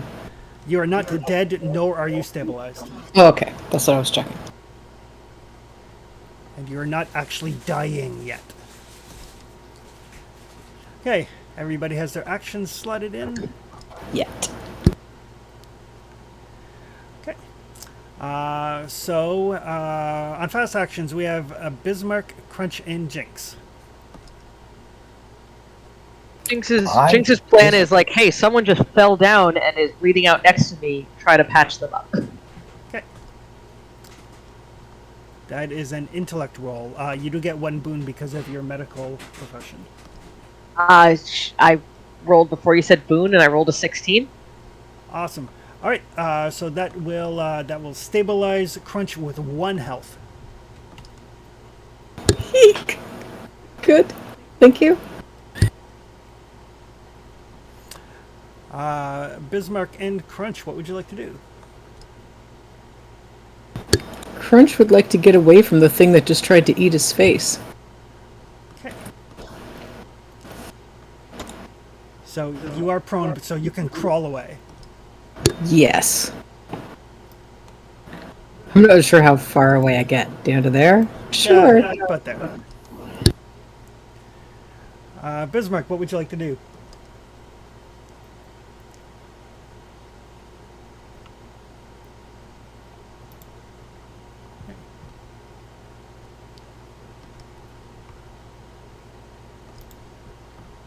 I assume that that Bismarck is still up on the roof. Ruthless and Thagor. Yeah, I mean, this baby is a pain in the ass.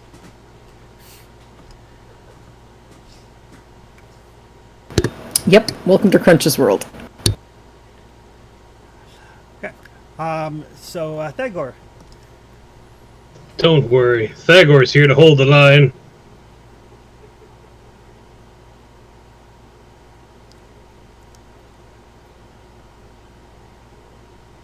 Bonk! Oh, that's a good solid hit. 5 damage. That will finally remove the enemy corpse. The one that basically still has part of Crunch's innards on its stubby bone arm. As it's like licking it clean, like a kid licking the beater from a cake mix. You're like, oh shit, and then you would like whack it through the stomach and it collapses in a pile. That'll learn you. Okay. Ruthless, what would you like to do? I'd like to continue what I'm doing, so send in the next person. Is this having any effect on the outside that people can see? No. Like I said, it takes hours to do this ritual.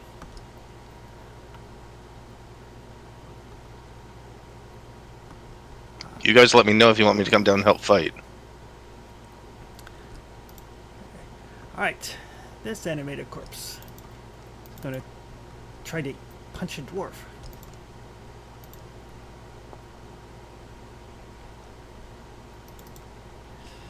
So just as Thagor basically brings one of them down with the staff, the other one comes up behind him and bludgeons him. Moderately hard for 4 points of damage. Got it. Just kind of like slams its fist into your back and then makes you stumble forward a couple of steps. The zombie... oh, there's a person here. The goblin is too hard to hit. We will instead hit a person.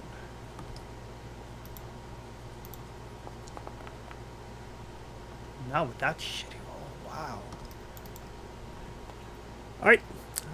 So the zombie turns its attention away from Jinx and over towards Shadow, this human who's kind of like cowering underneath or beside the table since the table's been pushed up to the window. And the zombie's like menacing him, and he's like keeping it away with his hand, but the zombie just kind of turns its teeth towards his hand for the next round. People can decide whether they would like to do fast or slow actions.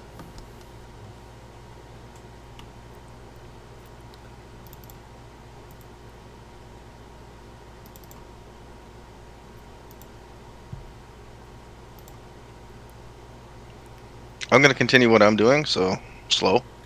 Okay. I assume I'm also thinking that this wave after wave after wave is going to come through all night, so spending 2 hours on this is probably a good idea. Okay. All right. Bismarck, Quench, Jinx, and Thagor. You guys are all on fast actions.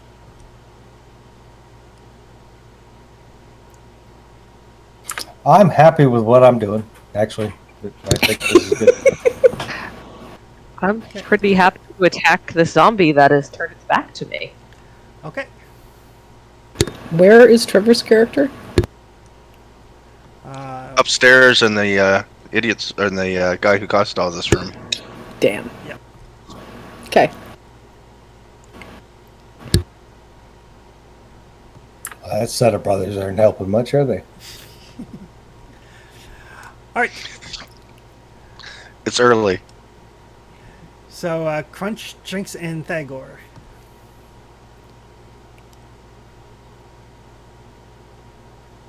Crunch is trying to drag himself upstairs.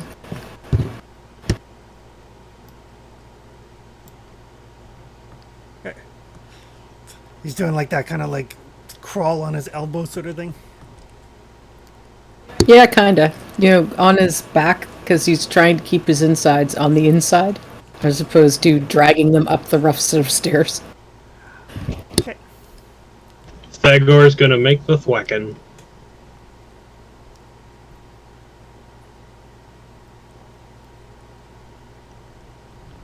Oh.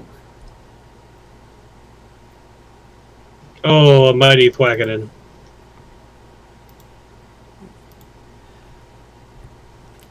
That one goes down. Should I roll to hit mine? Yes, go right ahead. I'll say you get a boon because of the fact that it's turned its attention to the human. I got a 15 before the boon, so Okay. I think I'm good. Roll a d6 because it actually does matter. Slash 1d6. Slash R space 1d6.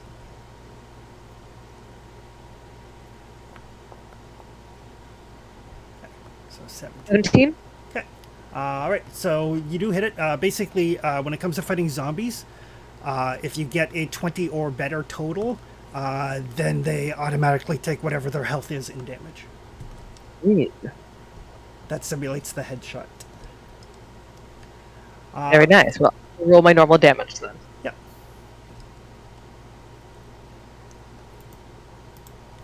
Four. Okay. All right. So again, you bring the staff down, and you hear bones break, and it's starting to lurch even more than it did before. But it has its mindset on this human. It's not quite bright enough. It'll turn around at the end of this turn.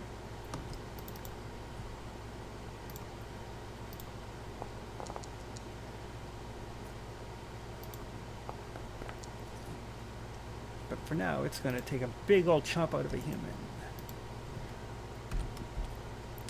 All right. End of the round.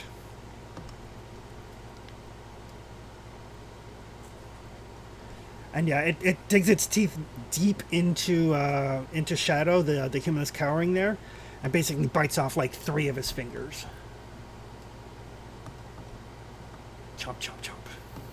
He's still got 7 left. He's fine.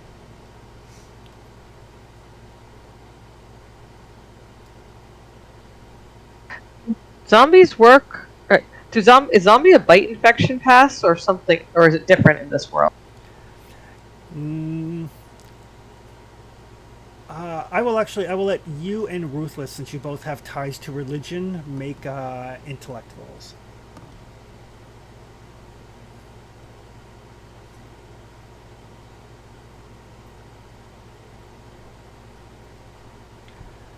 Both of you, as you Jinx, as you see it chomp down on the fingers, and Shadow yells out this scream of pain as blood starts flowing freely from his wound.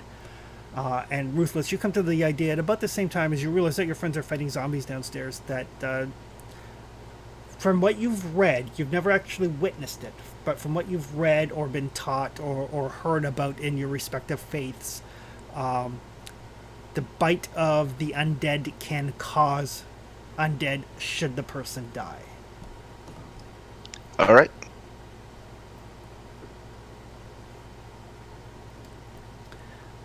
Right. Next round. Fast actions. We have Bismarck, Crunch, and Jinx. Gotta kill the zombie. Same old, same so old. it doesn't kill Shadow, because we don't want to deal with another one. And as you look down, you can see these black veins starting to work its way through his hand.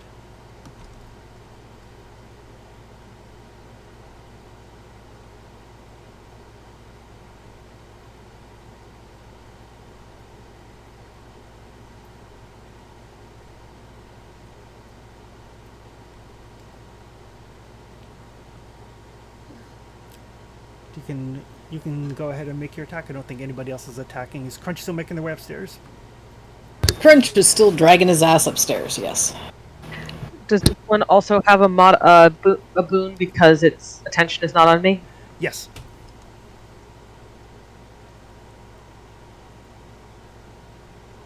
What the that? Why did it double roll? I don't know.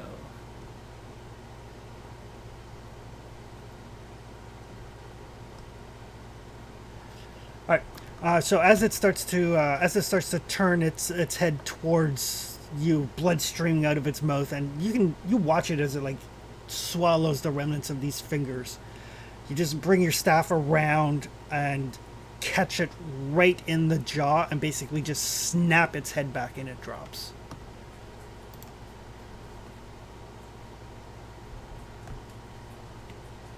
I'm gonna yell out, "Don't let them bite you." And with that, everything seems to be quiet. Except for Shadow, who's probably in a lot of screaming in pain. He has passed out. He is of a particularly gentle constitution. So there's that brief moment where like the scream dies out, and you're like, oh shit, and then you realize he is still breathing. He's just fainted.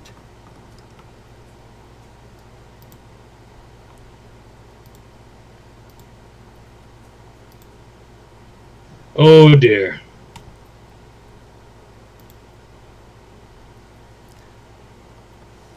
Everything okay? Drink, baby. Crunch is gonna pull himself down the hall to the bedroom where the other little person is doing some kind of magic. I'm the second tallest one here. Like I said, little. You only outweigh me by reach me by about 2 feet tall. Yeah, about that.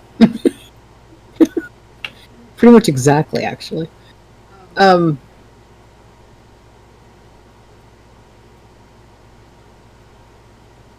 Need blood? Got some. All right. He's gonna just kind of flop down onto his back on the floor, kind of leaning back a little bit against the wall. And just let this little magic user person take as much blood as they need, because he's freely donating at this point. Do I need anybody else's now? Somebody bandage this guy for me. He's bleeding out here. Yeah, there's a couple of those going around.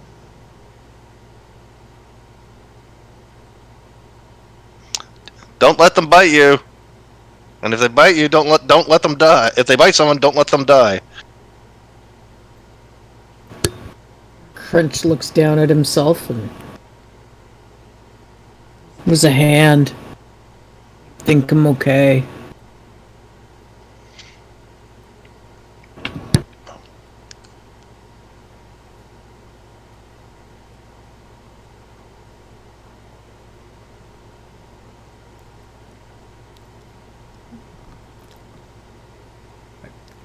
So yes, a few moments pass.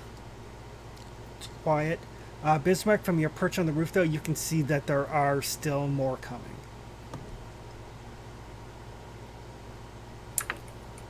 We're not done yet. Right. Work to get the barricades back into place. What's happening with Shadow? He is unconscious. You can like bandage up his finger so he doesn't die from blood loss. It's not a fatal wound, so he's not going to die. He is very, very unconscious, but he's not in danger of turning. He's breathing, but steady but shallowly. Little bit of like beads of sweat on his forehead, almost like he's fighting off some sort of infection or something. But seems to be doing the job. His fiddling days might be over, though. All right. So yeah, because I don't want him to bleed out. So definitely, doing some sort of stabilization is key right now. Because if he dies, that's bad.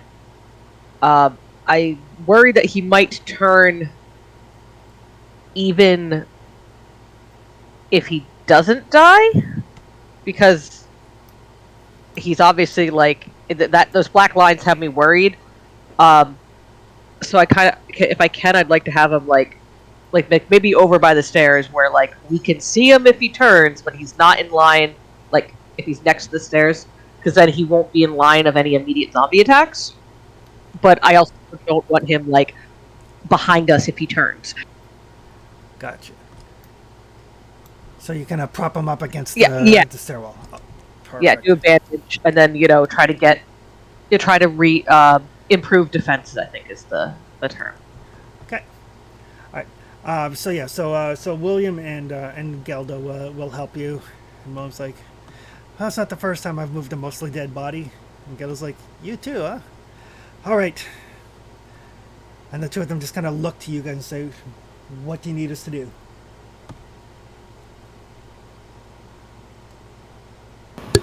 Where Crunch is kind of laying and not doing much upstairs, is that enough to heal? We can consider this to be rest. Yes, you'll heal 1d3. Okay. It just says healing rate 2, but here. 1d3? Yep. Well, you're all the way up to 2 health now. Yeah. Well done. Here. 2 health to rub together.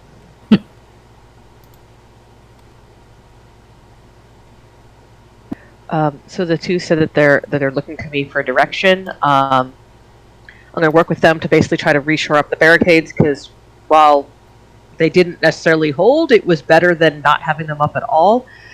And so as we're working on that, when talk to them like, I'm worried about Shadow.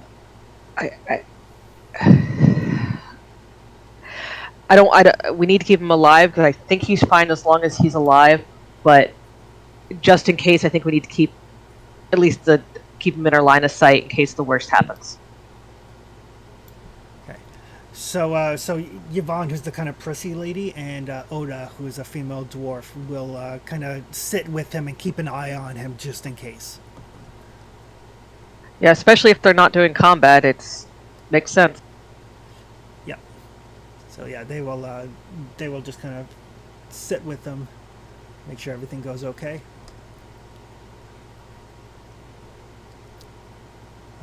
Bismarck, what are you doing? I think Biz is going to just stay up there and keep an eye on movements and yell down and let people know what's going on. I don't know if that helps with defense or whatnot, but I mean, the priority is to keep the baby safe. So. Okay. Anada will also yell out as she basically finishes pouring some drinks for people to steady the nerves. Like, well, that's the last of the booze. So, drink up.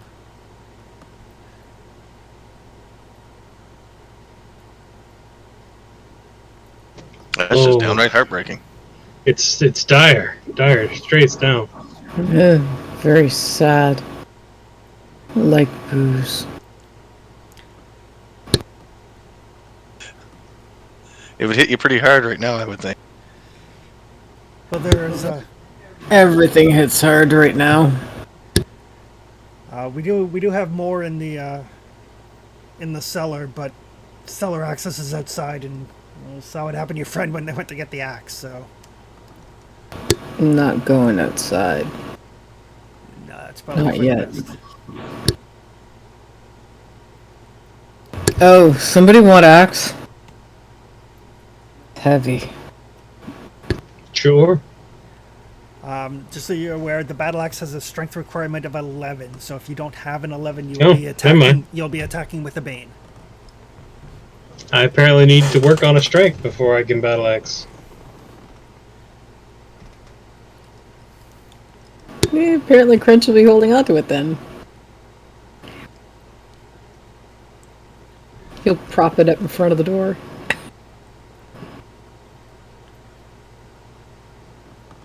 Alrighty.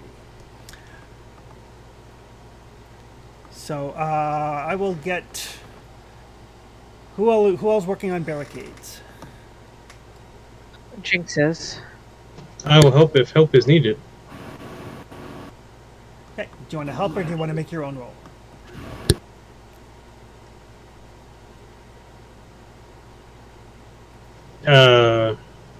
Does making your own roll make it better, or Yes. The more successful barricades you guys place, the better it's going to be for you.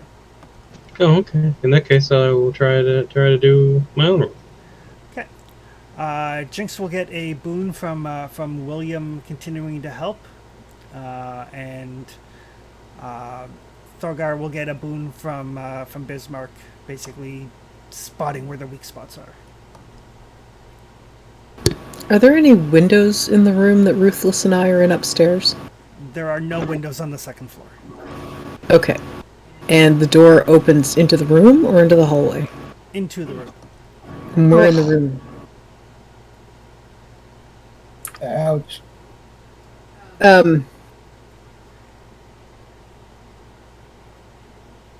Crunch is going to sink the blade of the axe into the floor by the door, so it will only open a certain amount.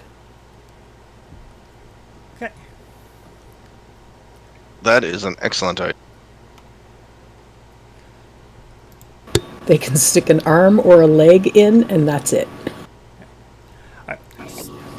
So Crunch gets the axe embedded and then kind of promptly passes out, giving his body some time to recuperate to some extent.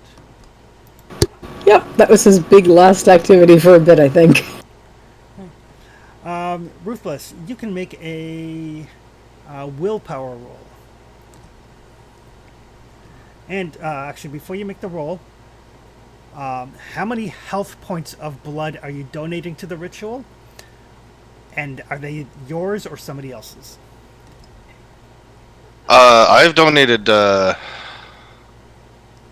say I've donated 2, and we did what? How many rounds was that? 5. So 2 points off everybody else that volunteered. Okay. So I think we're up to what, 12 now. Okay. Who all is volunteering blood for the ritual, bearing in mind that you do have to spend health points to do so?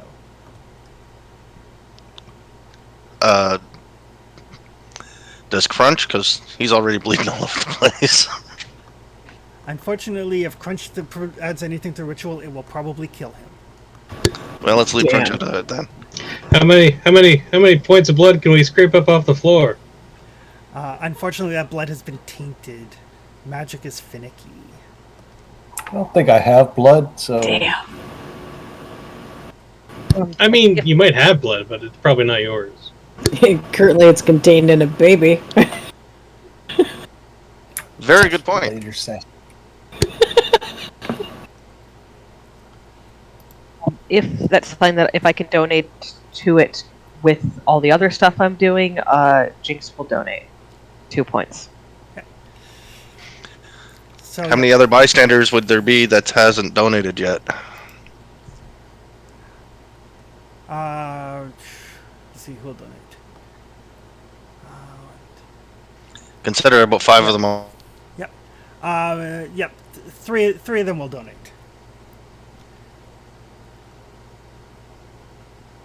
So yeah, as you're looking at this ritual, you realize that you're not entirely sure. You know that blood will seal the magic.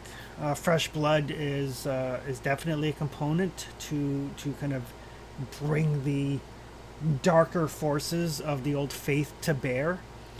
It's one of those things. A lot of the old faith, a lot of their nature magic and their primal magic, is still very much tied into life force.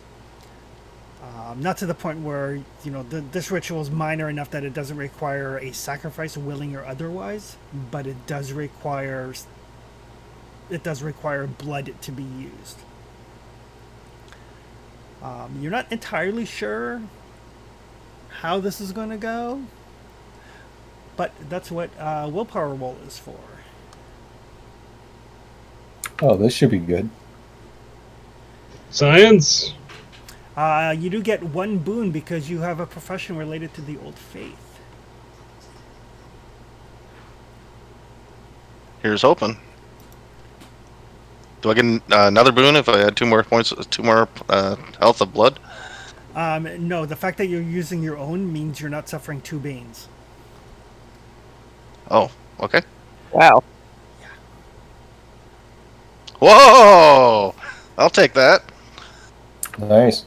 My God, you guys are making me. Very nicely done. I've only failed 1 roll so far, which means I'll fail the next one. Say, don't jinx this. Yeah, because I said it out loud. Baby's gotta live. The dice gods are fickle, you know this. Might be the only one. The gods protect fools, drunks, and small children. Ah, good. All right. From a foolish drunk, I'll be all set. So you guys get your barricades up in place. A couple of times as you're going around collecting blood from the folks, you need to kind of step over Crunch's body. Seems to be snoring, semi comfortably, I would guess. And just as there's another surge of the undead towards the building, you manage to finally make that connection, make that kind of primal connection to the old faith, to Old Man Winter and to the Wild Hunt, and you're sure you can almost hear it. All of you almost just very, very faintly hear the baying of hounds in the background as Ruthless finishes this ritual, and there's this flash of dark green energy that just kind of thrums out from the inn, pushing the undead back, and on that particular siege turn, none of them make it into the building. Woohoo! Nicely done. Well I'm done. glad I prayed to that god. So you all feel that thrum of energy, and then you look, and there are still undead out there, and they are still moving towards the building. You temporarily kept them at bay, but not for long.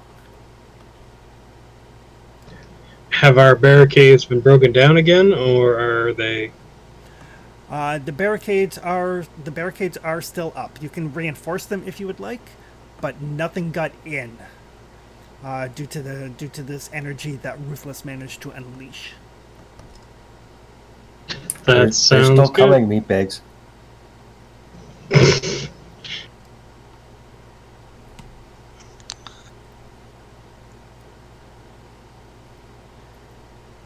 So you have a momentary reprieve.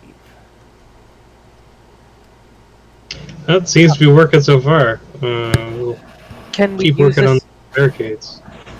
Can I use this to take a minute to sort of rest because I am small and have very little blood in my body.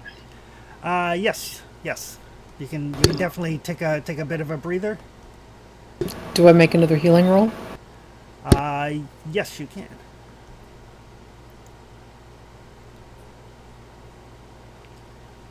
So that is a D3 health recovery for those of you that are resting. D3. How does that interact with the healing rate? Is that if we just need or The special D3 healing for resting is just for kind of like for purposes of this scenario. Otherwise, that is how much you heal with an 8-hour rest, which would lead to much death. perfect? No, thank you. That makes sense. 1-3 was 1, so I guess 1 back. 1 back. Crunch gets back 2. Thagor, you go around, you double check all of the barricades, you shore up some of them. Everything seems to be in good condition. The key to dwarven warfare is strategic architecture. What would Bismarck and Ruthless like to do? You don't need me for this ritual anymore, right? You can perform the ritual each turn if you like each siege turn if you would like. You saw the effect it had last time. It's just a question of how much blood are people willing to give up. I'm willing to give up 2 more. Don't spend all your blood in one go.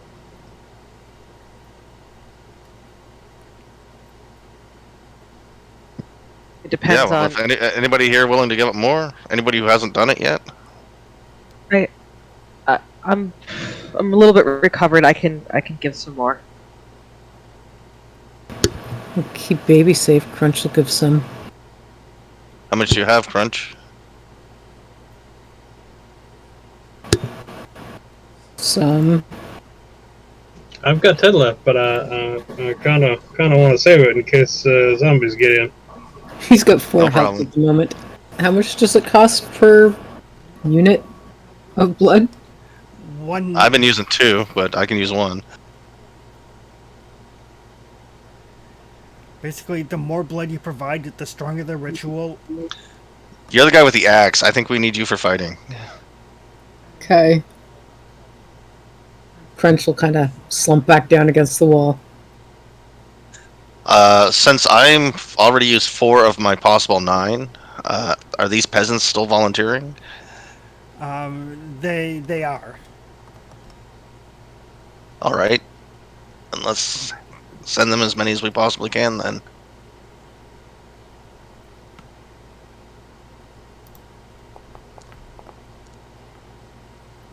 You know, when I rolled this character, I did everything pretty much randomly except pick race, and I was pretty sure I rolled Arya Stark, but it doesn't look that way.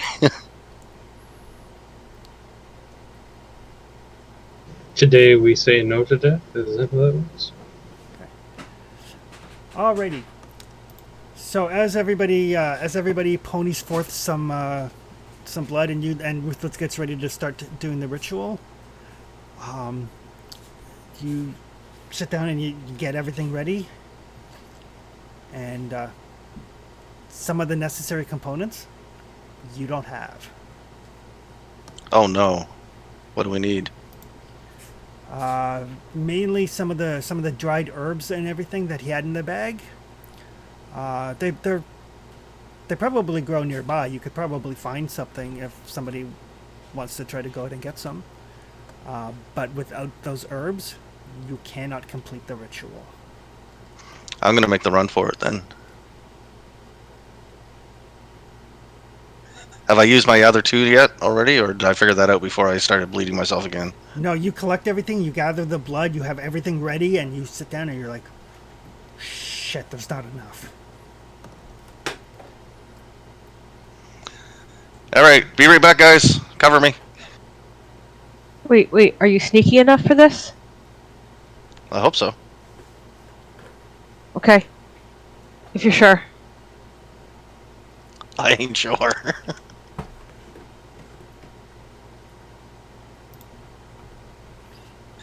Alright, what do I roll for this? It is an agility check. And I have no skills that will add to this. Wait, I was a highwayman. I'll give you a boon for being a highwayman. Yeah. That yeah, ought to count. Yeah, I'll give you a boon for being a highwayman.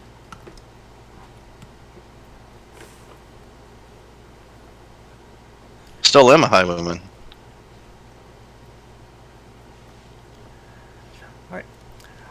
So remembering all the times that you've had to lay in wait in the woods, waiting for people to come by, and the knowing how to move quietly and stealthily, usually avoiding like the guards or even dogs or things of that nature. Not so much flesh hungry undead, but the principle is the same. And you do manage to make your way out and Try not to overthink it. and collect the herbs that you need. Spectacular.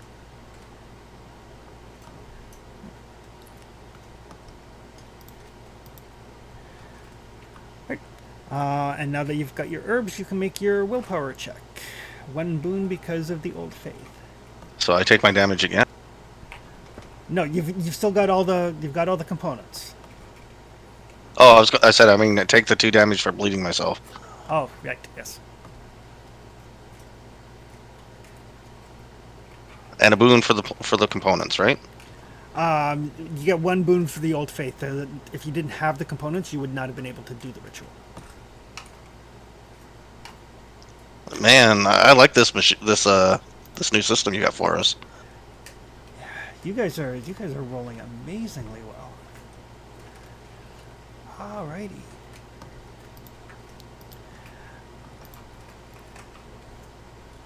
Something tells me this is temporary, though. How long's the night? We've gone through 6 hours so far. Yeah.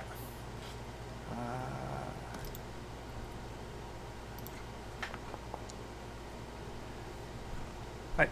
So again, there's that push from the undead outside, and again there's this thrum of energy as Ruthless seals the deal, pushing them back, keeping them at bay. But you're not sure how much longer you're going to be able to do this before people start dying. Praise the Horn King.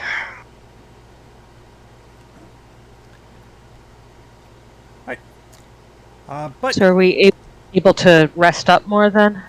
you sure can.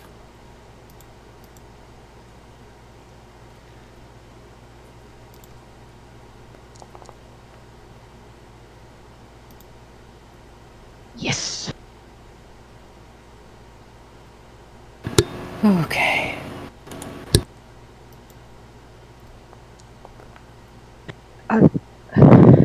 I don't know how much you need, but I can donate again if it comes to it.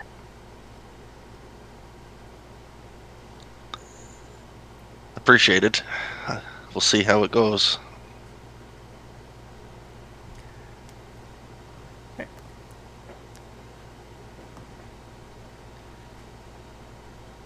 More barricades.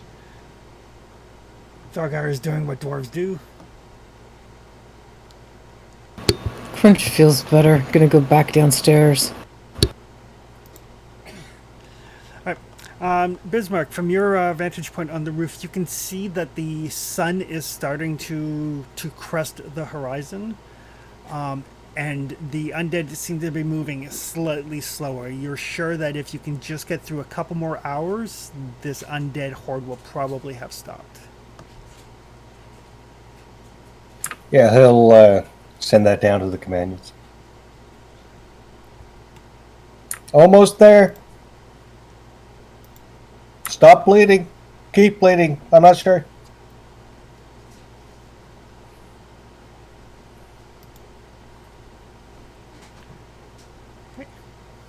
Baby, okay?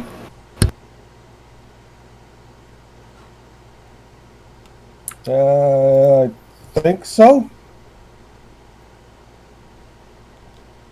Still sleeping with sucking his thumb, and I think it wet itself, but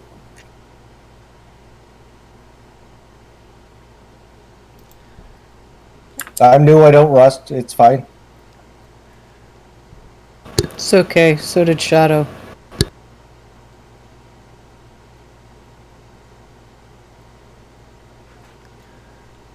Right. And Ruthless, are you doing the ritual again? Absolutely. Okay. With as much blood as anybody will give me, except for the people we need to fight.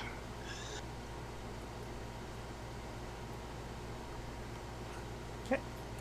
Any PCs that are donating to the cause can do so. You get another 2 from Jinx. All right.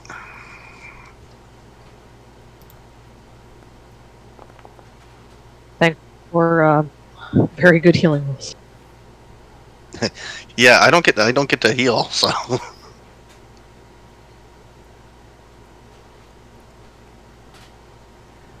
Okay. Is anybody else donating?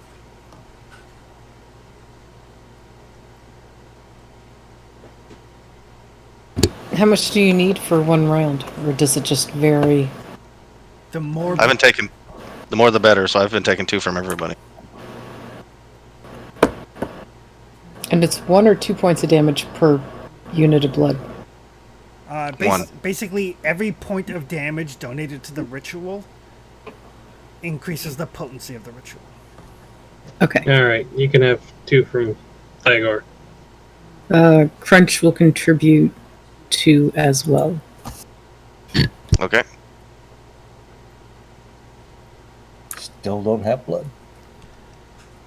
Okay. But I got a baby. Okay. Is Ruthless also using their blood? Yeah, I've already taken it off. Okay. And make a will roll with 1 wound. I'll make the will roll right now. This is the one I blow it, dudes.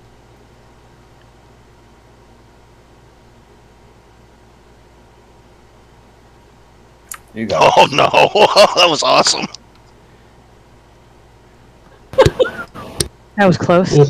Like a champ. Close.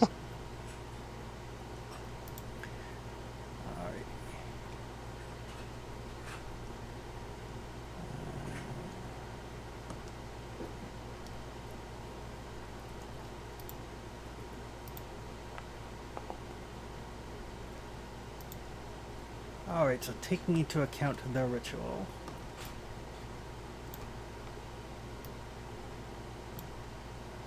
Hopefully for the last round, we'll have enough headway made on barricades that we can just sit back and wait for the sun to come up. it doesn't look like that. Alrighty. Time for the big bet. Son of a bitch. Hush you! So again, the undead make like one final surge forward as the sun's rays are starting to crest. You guys know that if you survive this, you'll probably be okay. But that being said,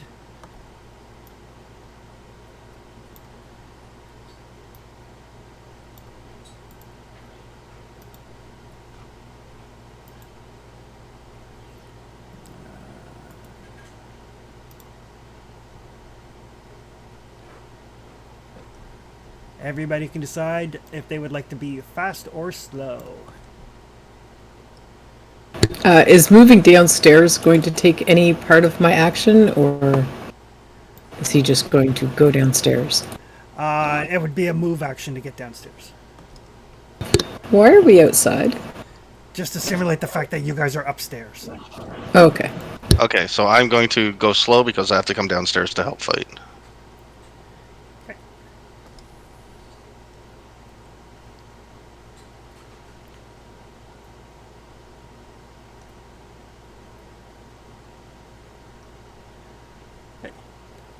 Everybody has chose their things. Yeah. Yes. Okay. On fast actions, we have Bismarck and we have Jinx. Right. So, is anyone coming? Is anything coming in yet, or are we still kind of waiting for it to come? Yeah, kind of from the front of the tavern, almost the entire wall kind of gets pushed in under the mass of bodies as a bunch of undead breach down in that direction. All right. Well, I had myself on fast turn, which means attack and then move. So I don't know if I can actually get there then. Sorry to not be familiar with the system enough. So Yeah, so for a fast action, you can either move or you can do an action. and then basically have be able to do the attack after on the slow action on second part of the combat round. On the next round, you would be able to attack. Gotcha. Okay. Where I'm actually going to move is I'm going to move sort of actually where your game master dot is. Basically, there's civilians and person and get down here. Okay, no That's problem. me.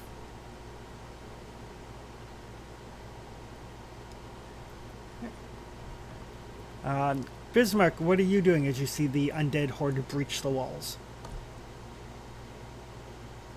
I think Bismarck is going to come down to the bottom. Okay. He's bringing the baby, but he's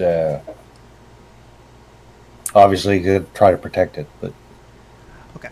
Yeah, climbing down is much easier because you can kind of keep the baby behind you. You don't have to drag the weight up with you. You can just kind of like hold it behind your body as you move down, so you don't have to worry about making a roll. okay. Slow actions. We have Crunch and Ruthless and Thagor. I'm coming down. I'm stumbling downstairs so I can help fight. Okay.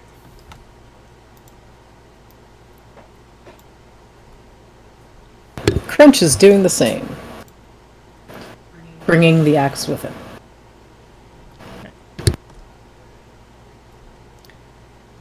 Alright, Thagor, what would you like to do? Alright, can move and then sprint, or move and then attack?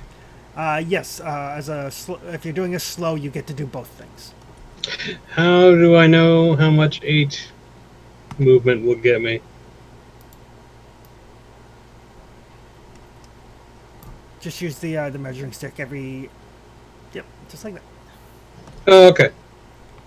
Oh, it's not too bad. No, because it's 8 yards, not 8 feet, so...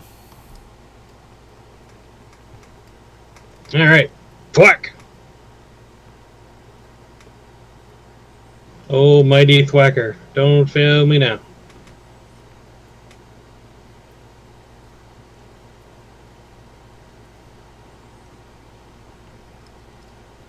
Oh, the thwacker is mighty. Yeet. You're very consistent on your damage. I mean, I rolled like 3 once, but everything else has been taking it out the park with this here stick.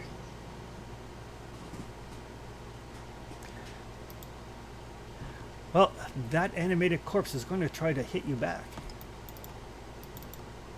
How rude.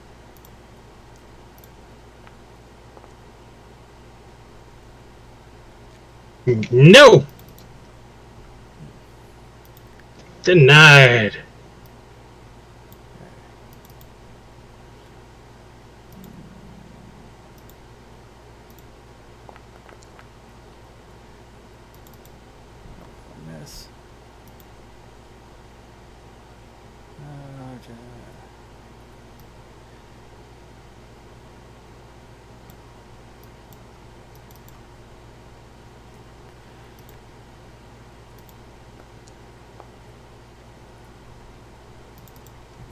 apparently do not know how to roll dice.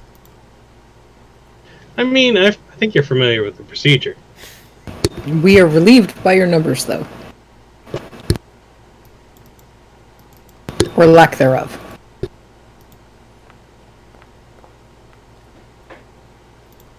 Just the odds that are never in your favor.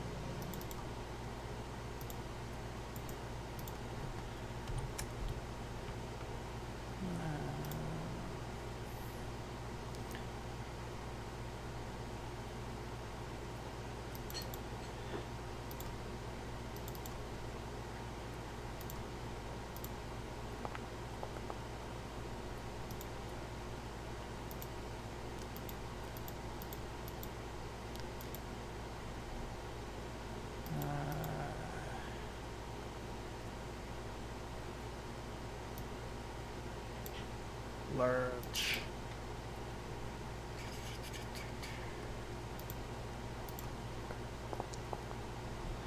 That is going to be a 15 against Thagor. Oh yeah, that'll hit. For 6 damage. Ouch. The zombie just kind of lurches over and sinks his teeth and tears a big chunk of flesh out. Yep, that's not good.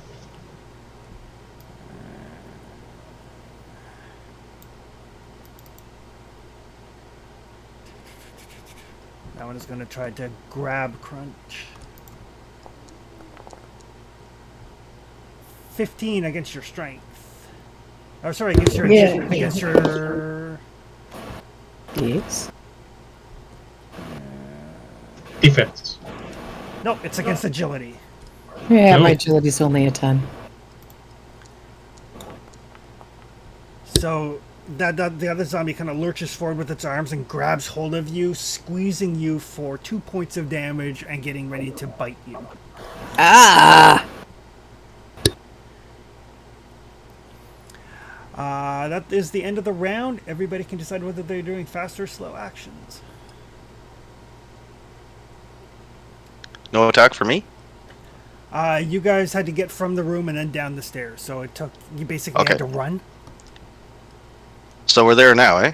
You are there now. Well, I'll go fast. If I don't go fast, I might not get to go. Yeah, you and me both. I'm having a hard time Well, navigating around the screen. Is there a way you can, Click. I just figured that out. If you can, sorry, if you can what? I can't move the screen around, so I can... Left click and Right drag. Yeah, all that's doing for me is giving me little boxes. Yeah, right click and drag. Right. Sorry, right. Dyslexic. Right, perfect. And most wheels will Thank zoom you. in and out. I've That part I had. I literally only figured out the right click move about 2 minutes ago. And part of that's me. I'm so used to people using virtual tabletops now that I don't mention things that are obvious to me. Chris, I have a quick question. If Yes. if I want to be able to hit, say, the nearest zombie, which is like, I don't know, 4 feet away, would I need to move to hit it, or is it close enough for rough combat? It's whether I hit slow or fast, that's all. You would have to use a slow action. Okay. I'll set myself to slow action. Fighting undead, it's generally safe to go slow because undead can only do slow actions. So, Okay. I'm set to slow. so fast actions: Bismarck, Crunch, and Thagor.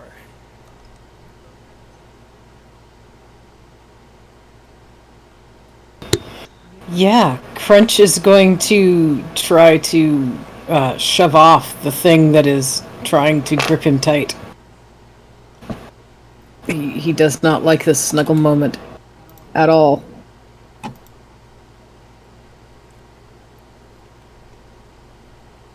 So basically trying to use the battle axe between them.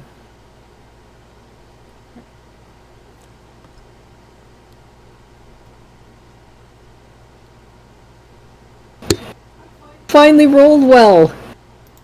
About freaking time.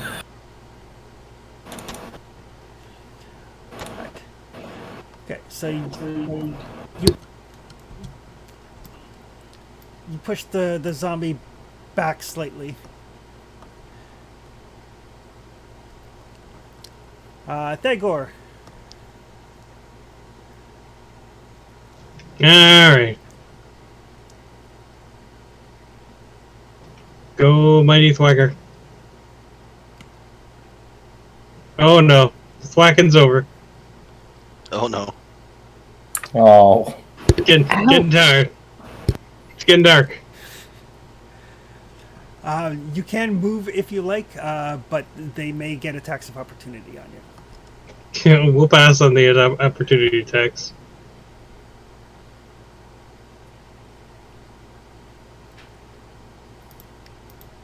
What would Bismarck like to do as a fast action? he'll ready an attack if anything comes after the baby, and Okay. stick him with his scorpion tail.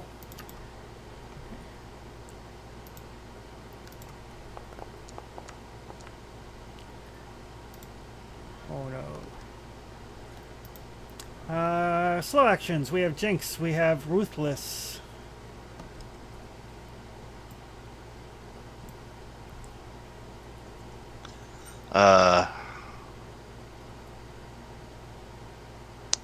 Ruthless would like to get between Crunch and that thing that was grabbing him and take a good stab at it. Okay. So for combat, that's my first time, so just click on dagger. Yep. No boons or banes or modifiers. Nope.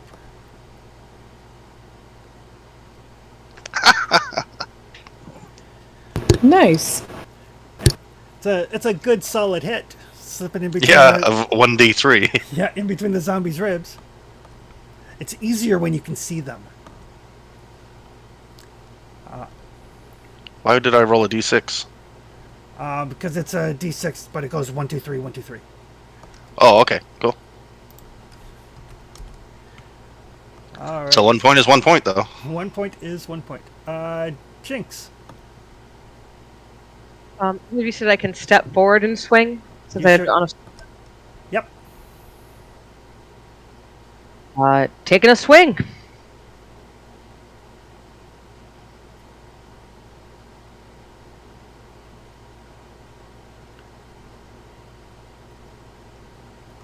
Oh, good solid hit. Whack. There you go. Oh, just a little whack. The wounded one or the not wounded one?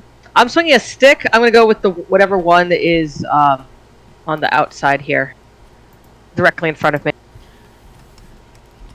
Got it. Okay.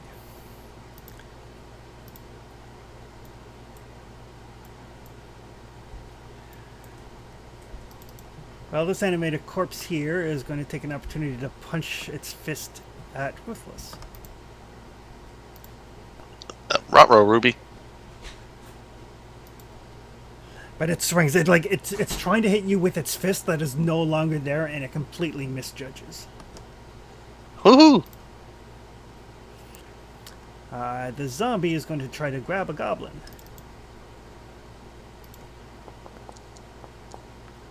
Do not recommend. An 8. It's an agility of 18. Yeah, the goblin is way too nimbly bimbly. You're one fast little bugger. It's not an agility thing. Sorry, against a 12, not 18. Against 12. It's not so much that I'm fast. It's that it's so deteriorated. It just can't bend over and reach me. It's a long way down. That is going to be a 14 against Thagor's agility.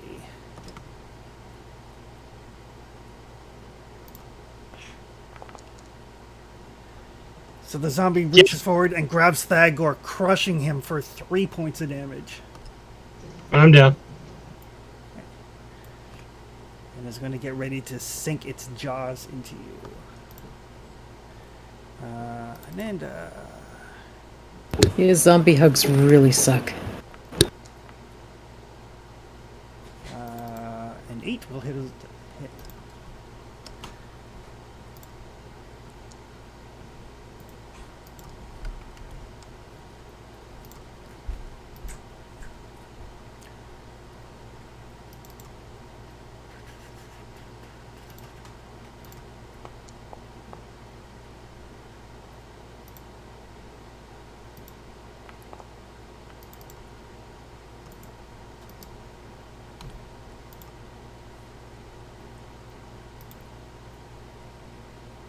Hello? Yep. Just engaging in some NPC on NPC violence here. Oh, okay. I have NPCs acting as like a breaker for you guys. If you got And one we're that gonna- wants to act like a healer, we could use that one too.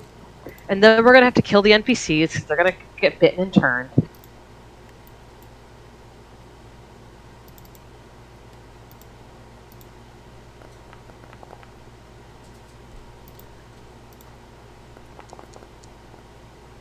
I'm pretty sure I could just drop this baby and walk out of here. Or There's a take random- you to the top of the roof and just pretending. There's actual coyotes howling in the woods outside my house right now. That's fine. Excellent. It's not quite as exciting as the time we had an apocalypse game happening at my yard and the whippoorwills started chirping. Oh. All right. Next round, everybody can choose what they would like to do. At the end of the round, Dawn, you can roll a d6. Excellent.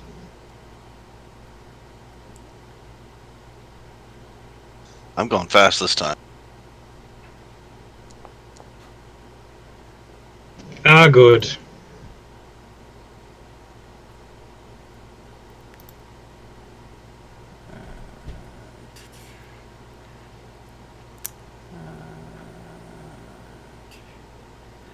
You are now officially dying.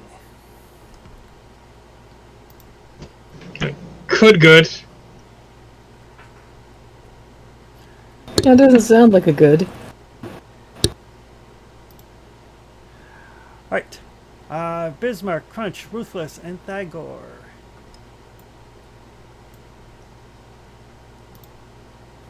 Yeah, Biz is just same old, same old. I'm gonna ready an attack if anyone comes after. Okay. I'm gonna see if I can put this zombie away. Okay.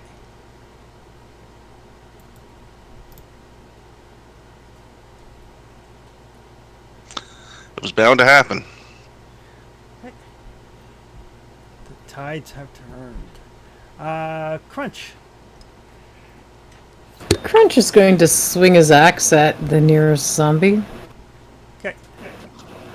You could probably reach this one because it's got a hold of Thagor and it's basically just like shaking him and banging him off the ground and about to bite him. Sure. Crunch will try to sink his axe into the thing's back.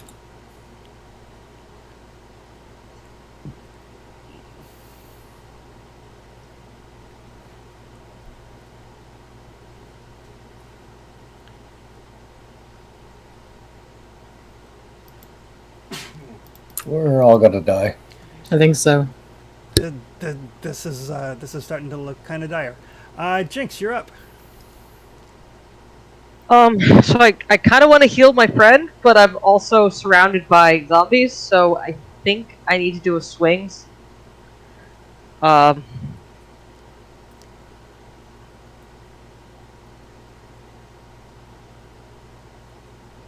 If I attack the one that's got my friend, does it have a boon because it's focused on them? I will say yes. It's got like this kind of like shark feeding frenzy thing going on. That's a 21. Sorry, 23. There's all those extra numbers. A mighty thwaggin. So yeah, so you see this thing and it's got Thagar and it's about to like sink in and like just tear his throat out. And you bring your staff up and like through the eye, out the back of the skull, dropping that zombie instantly. Yes. Scary little goblin. All right, guys. Hope everybody lives. Let me know if I die. I gotta get out to the living room, log in for work. All right. Thanks, Have Don. a good shift. Cheers. See ya. Take care, folks. Catch you next time. See you, Don. Oh, that is going to be a 20 against Ruthless. Oh. Followed by 7 damage. That puts me below 0. So Ruthless drops as this animated corpse just basically tears across part of her throat, leaving like fleshy bits hanging.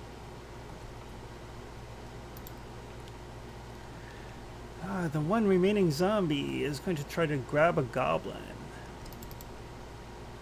My only regret is I didn't rob more people.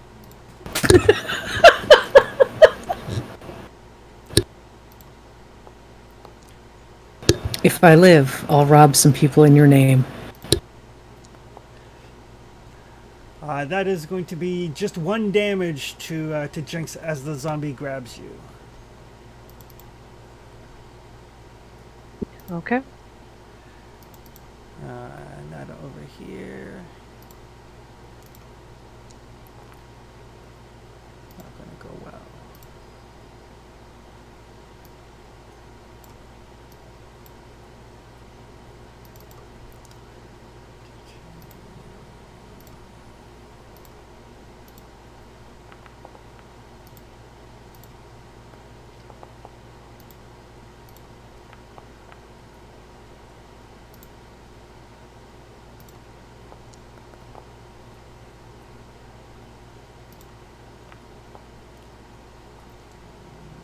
Total of 5. All right. That is all of my peeps. End of the round. Everybody can choose what they're doing. End of the round. Trevor, roll a d6. So slash r space 1d6.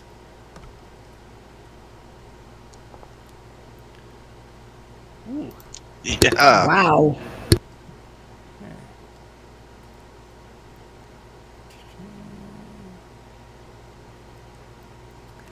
So you are disabled. On a 6, you heal 1 damage and you are impaired. I took 7. I had 4 left. So is that Yep. So go from? yeah, you don't go over your health. Like once you hit your health, then you're out. There's no carryover. Okay, so I have 1 point of damage and I'm impaired You would have right now.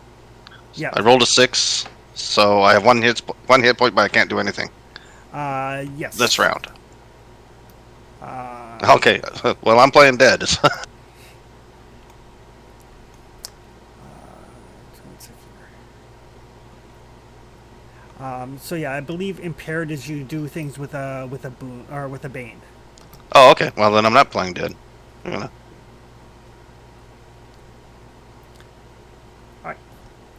So yeah, so you kind of like snap to. You are prone. The zombie is lurching over you, but I still have my knife. you still have a knife. Can I use it this round? You can. Everybody has chosen whether they're going to be fast or slow. I'm going fast. Yep. I'm good. I just have to make that d6 roll for Dawn. You rolled well. Oh, he is actually only disabled. He is not dead anymore. It ain't over yet. There's a slight chance that he could pull himself out of this. All right. That leaves us with Bismarck, Crunch, Ruthless.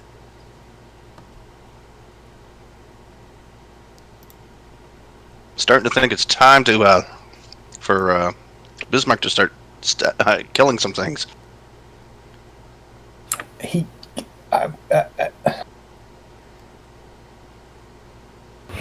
He is very I'm going to ready.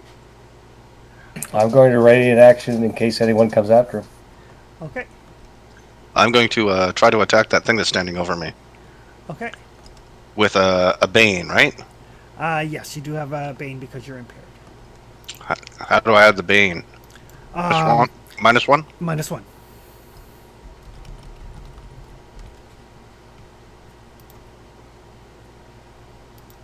That's more like it.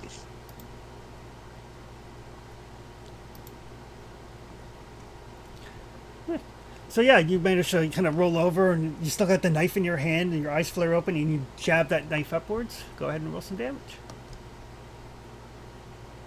Another one.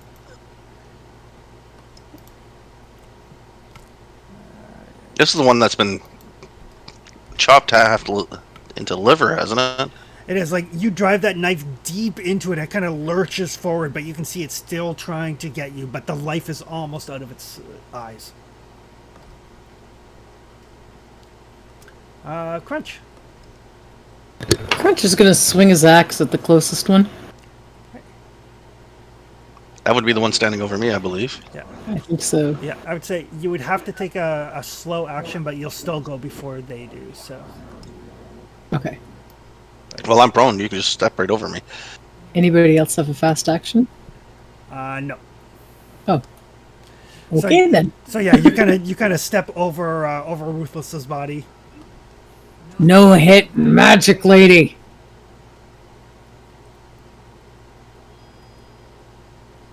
I've only really been in the Magic Lady for about 6 hours now. Yeah, the only thing he knows about you, really. Not that it matters. Right. Jinx is up. Can I attack the zombie that's grabbing me? I don't know how being grabbed affects it. Yes. Do I roll the disadvantage? How does this work? Yeah, you do have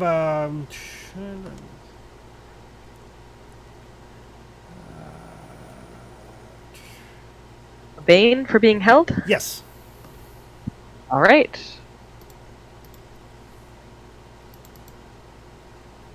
Ugh. 8 is a just barely a miss against the zombie. Yeah. Barely. I'm struggling, I'm kicking, I kind of swing wildly and it just doesn't work.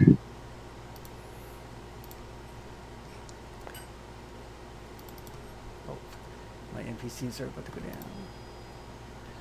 Okay, this nearly dead zombie over here is going to turn its attention to Crunch.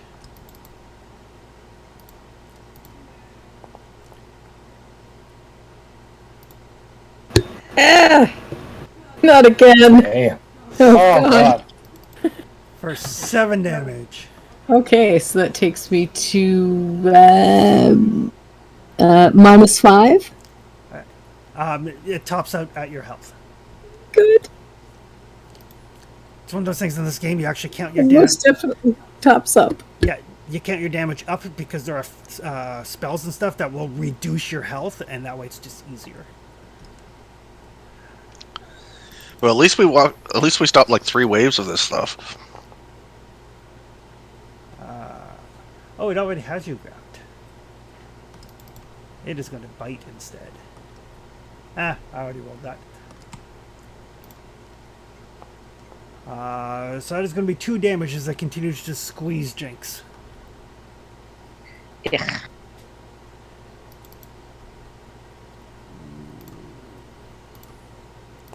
My 3 animated corpses over here.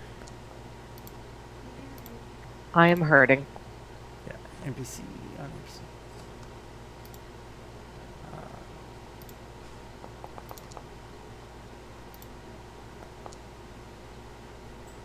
Alright. With that, Ananda goes down as well.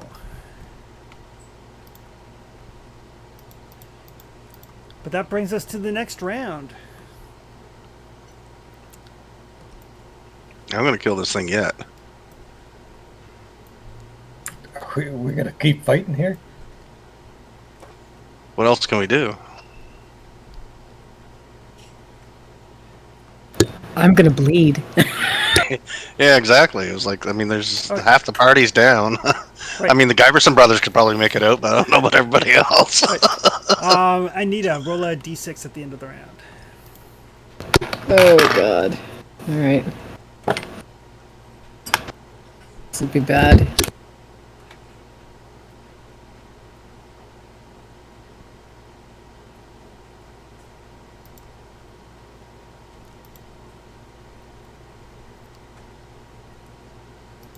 Something good. Thanks.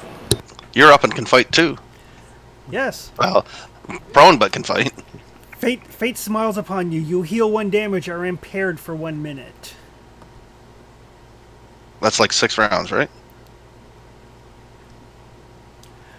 Correct. So I'm on round 2.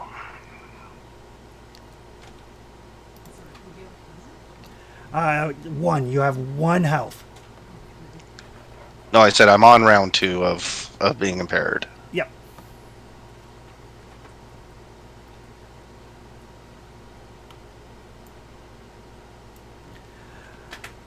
All right. Crunch, Jinx, Ruthless, Thagor. Thagor is still laying there unconscious on the floor, not quite dead. Have I killed this thing yet? That one did. No, that one is still around. Yeah.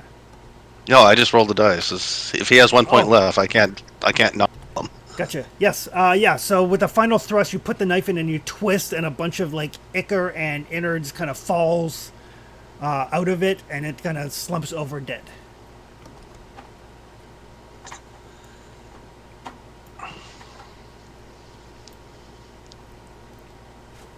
I'm taking a slow action.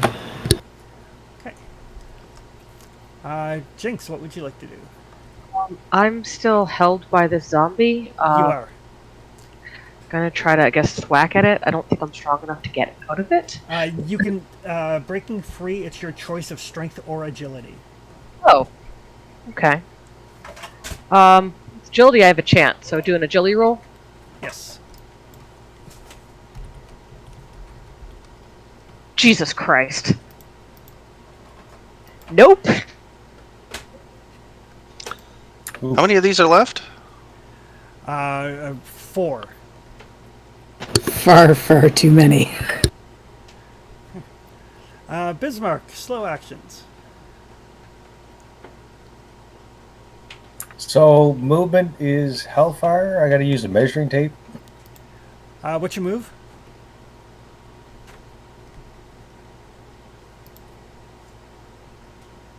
My move is 8 lots in this room. I look at it. Yep.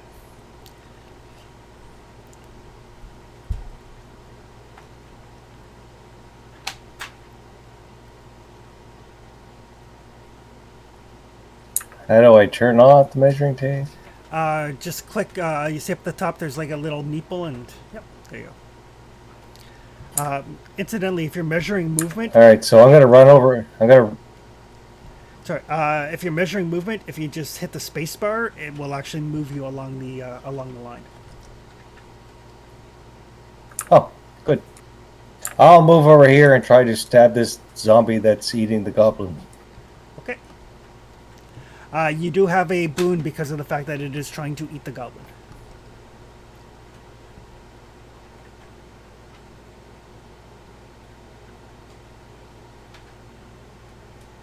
Do I get a boon because he's grappled with the goblin?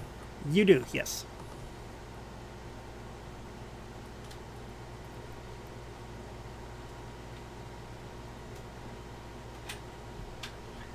Nine is a hit against the goblin, or Wow. against the zombie. 5 damage.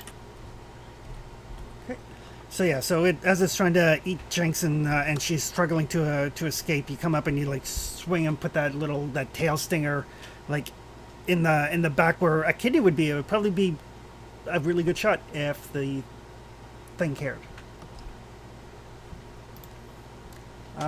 Crunch. But it's a scorpion tail, so it's cool. Yes. Yes, very much so. Crunch would like to move over to attack this one with the purple pants. Okay.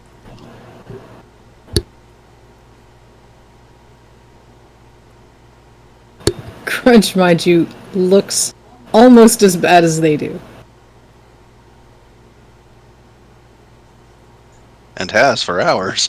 Yeah, true too. But that is a hit. Oh. For 5. So yeah, you embed your axe deep into the zombie's thigh, and you can see the thigh bone from where the flesh parts. Fall down! I think we already did Ruthless. Yes, we already did Ruthless. Ruthless is going slow next time because she's going to have to move. All right. The zombie is. And the zombie is going to drop the goblin because it just got hit. The zombies aren't smart.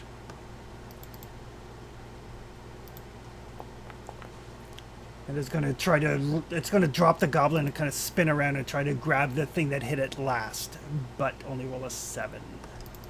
So as it drops Jinx and turns towards Crunch, tries to grab, and you're like, oh no. There's a big size difference between those two. Some movement. You're welcome, guys. Thank you. Thanks. That is going to be a 2 against Bismarck, Nope. and a 5 against Bismarck, Nope. and a 13 against Bismarck. Just Yep. hits. Just hits.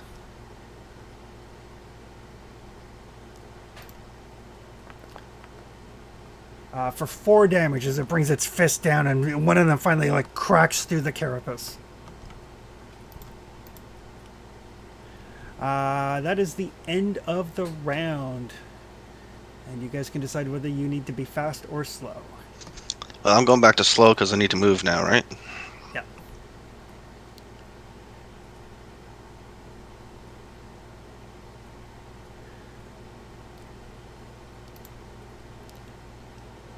Oh, that's not good for Dawn. Okay.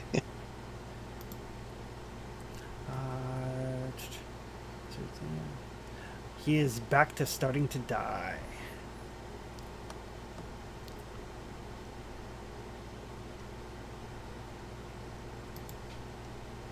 Is there anything I can do to help him that will bring him back up and into the fight? You would need to have a healing potion or a medical kit or something of that nature. You can try to stabilize him so he's not dying, but that won't bring him back into the fight. Yeah, that's not going to help when there's 4 zombies still around.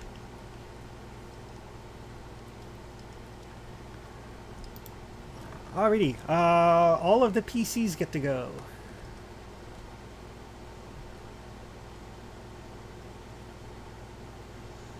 I will be, Might as well let the fighters go first. exactly, yeah.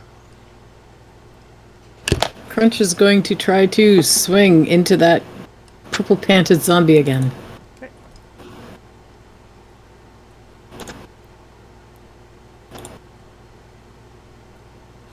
Wow.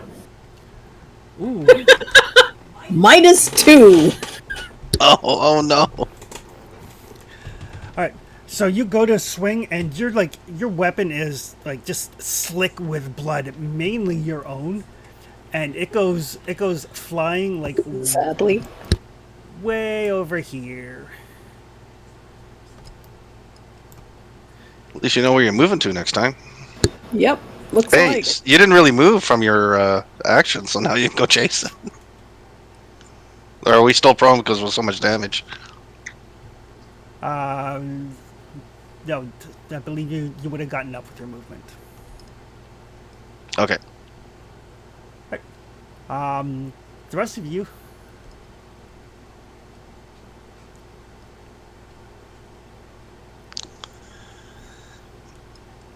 Goblin?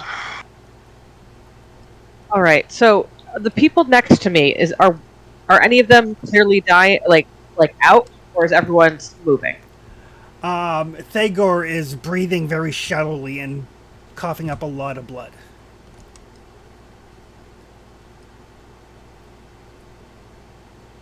probably be beneficial to get him a little bit of health.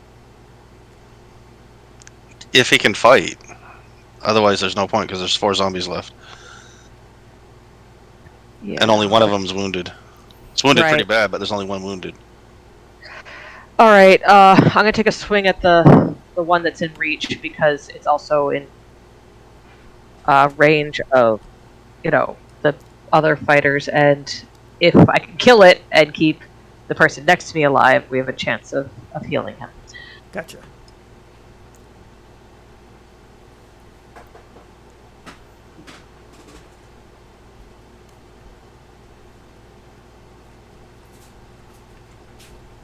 Nope. The tiredness is starting to wear on you all. You've been up for like 20 hours at this point, fighting zombies for a lot of it. Bleeding out for the rest. Yeah. All right, Bismarck and Ruthless. Bismarck, do you have any of these multi-attack things I hear so much about? I'm a level 0 clockwork. He has a really cool scorpion. With legs and claws and tails. I have a scorpion tail. It's really fancy RP stuff. I will try to stab one of these zombies, the big guy that I think is almost beat up, right? He's the most beat up, yes. I will stab him with my scorpion tail. Alrighty.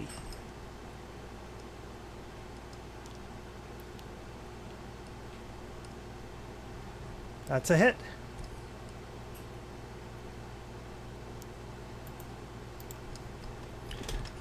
Okay. So again, you like poke another hole into him. 3 damage. Would be a vital hit on something that was living. Good God. But now it is going to turn its attention to you. Is this like the main boss one? Not the baby.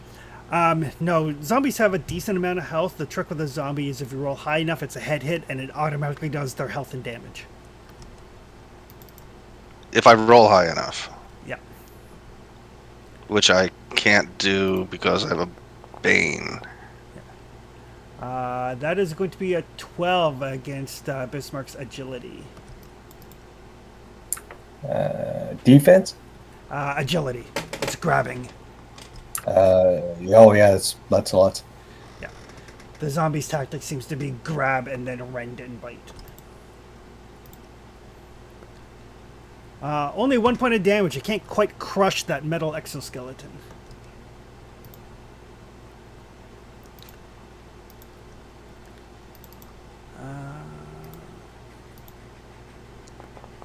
Okay. I'm gonna lurch over and double fist this dagger into it, if I can. Yeah.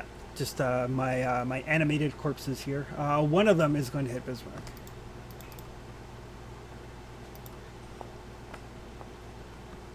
For 4 damage.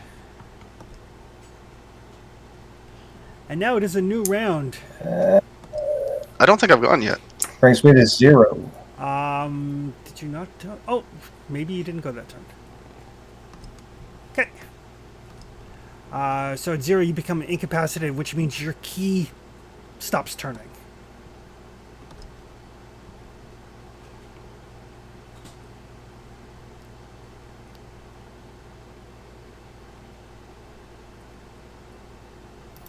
Oh shit! I rolled that wrong, didn't I? No, I rolled that perfectly. Yeah, just a shitty roll. Alrighty, next round.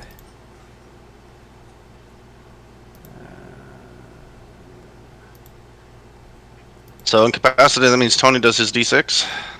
Yes, roll a d6 at the end of the round.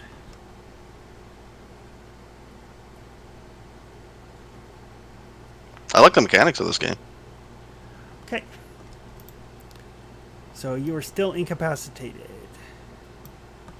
You need a 6 to not be incapacitated, and a 1 brings you closer to death, right? Yeah. On basically, right now you're disabled. After 3 rounds, if you're still disabled, you become unconscious and stop making fate rolls. But if you roll a 1, you start dying. If you roll a 6, you heal 1 damage. And we have no fate rolls that we can use here, right? Or anything that will help us. You do not. But the other important thing is, because there's a clockwork, when he becomes incapacitated, he winds down. Somebody has to use an action to wind him back up. Well, I'm right by him right now, right? Yep. So can I attack and wind him? No, it's an action, and you have to wait until he's no longer disabled. Okay. But we have Jinx, Crunch, and Ruthless.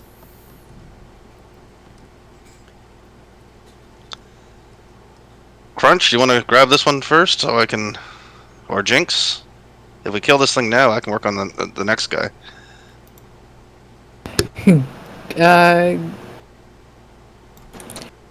To pull out his staff instead of running and getting the battle axe, is that considered part of like a move or something? It's considered part of the attack. Okay, but if I wanted to go and grab the battle axe, that would be a move. Correct.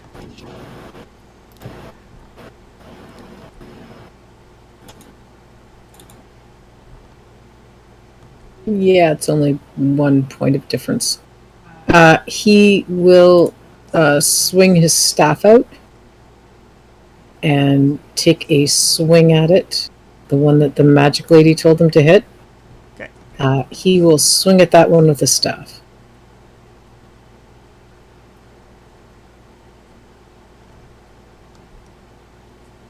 Nine is enough to hit a zombie. Ooh.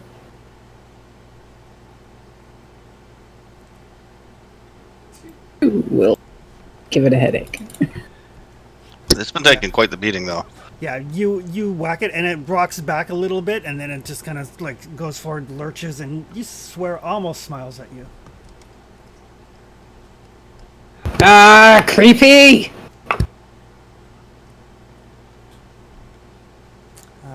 Jinx and Ruthless.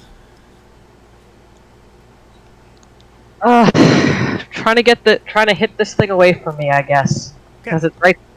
I think it let you go to attack the clockwork. It did.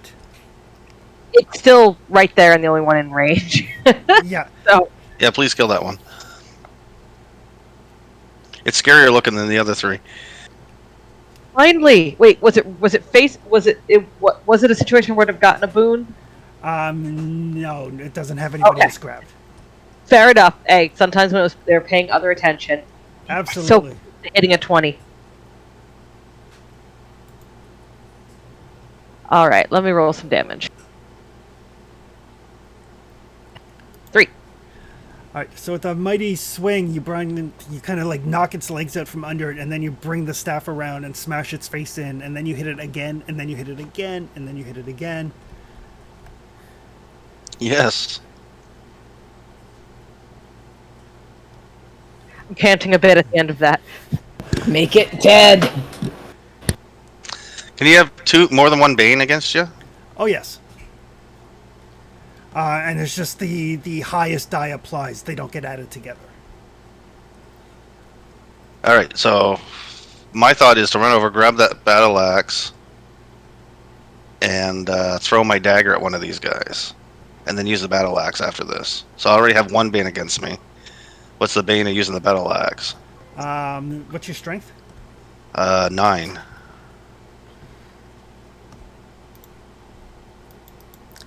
Rules that never seem to come up. What is the effects of having you less than the maximum, less than the strength? And where's the battle axe right now?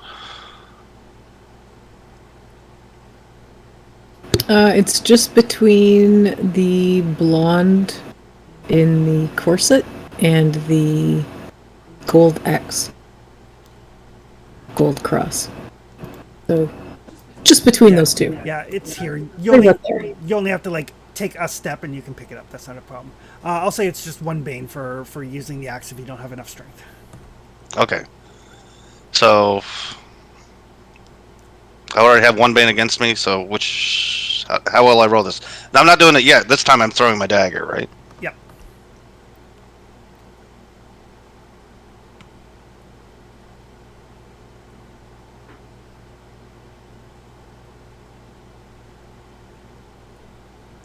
Nope. No. Dagger like embeds in the window over here. All right. Bad guy's turn. Bad guy's turn.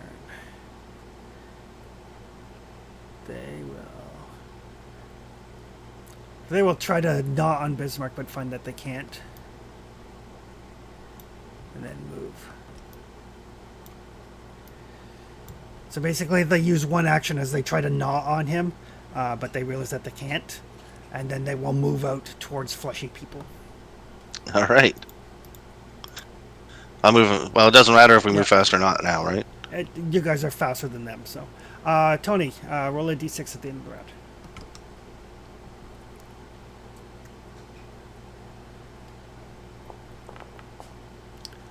Okay. You're still incapacitated. So all the PCs go before the NPCs do. Everybody roll high, please. I'll try. Crunch is going to take yet another swing at the one closest to him.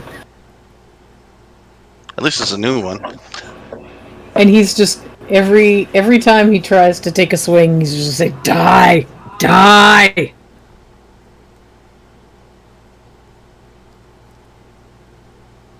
Wow, apparently he's talking to himself. Apparently.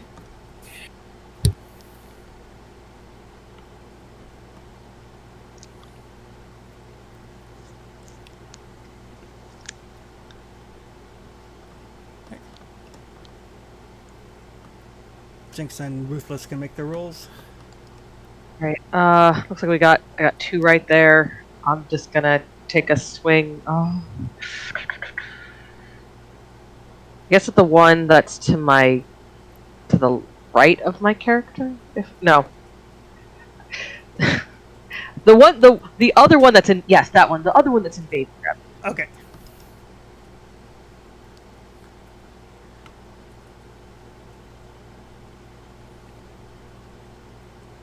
God damn it, dice. Holy goodness. I know. I was rolling so well. Rolled Me 2 too. in a row. One good one and to a 2. So for this Bane, do I do -1 or -2? I guess that's my question. -2.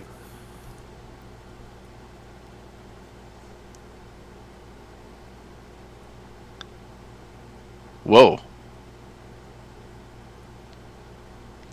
Yep. Rolled a 5 and Welcome one. to level 0, peeps. It's a good thing I'm religious. I think there's life after death. You guys are host. Okay, it's going to throw a punch at Ruthless, but only get a 5.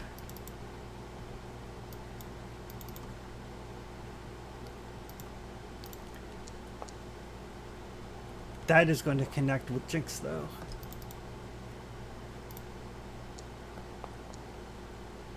For 3 damage. That brings me to 0.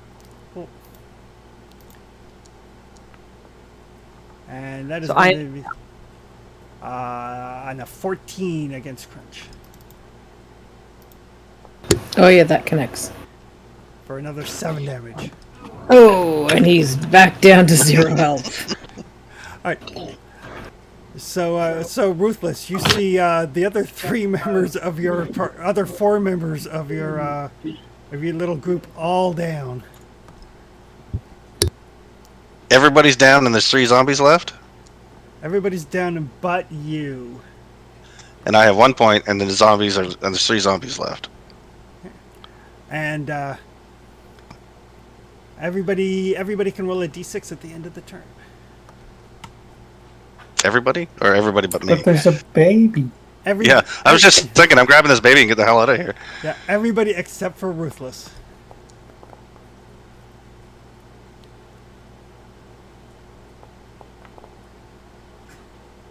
Ooh. Wow, I am rolling mightily today. This is amazingly bad. Hey, whoever rolled that one's good. Yeah, Jinx is You're doing back well. up. Okay, So Crunch is officially dying, as is Thagor. Jinx, though, you kind of like flutter your eyes, your head hurts, your everything hurts. But you are conscious, with 1 health. All right. Ruthless wouldn't know that, and she wouldn't live up her name if she cared. If she did, I'm just dropping the axe. I'm gonna grab the baby and try to make a beaner for it. That's where the baby is, right? Or where the baby's over here. Where's the baby? Under Bismarck. Can I grab the baby and run? Do I have to make a roll for this? No, you can. It would be just a minor action. Use your action to retreat so they do not get free attacks on you. Okay. And then a minor activity to like scoop up the baby, and then you can move half your speed, and then you still have your move. Oh, well. Can that get me to the door? Yes, that can definitely get you to the door and probably out the door. What's your speed?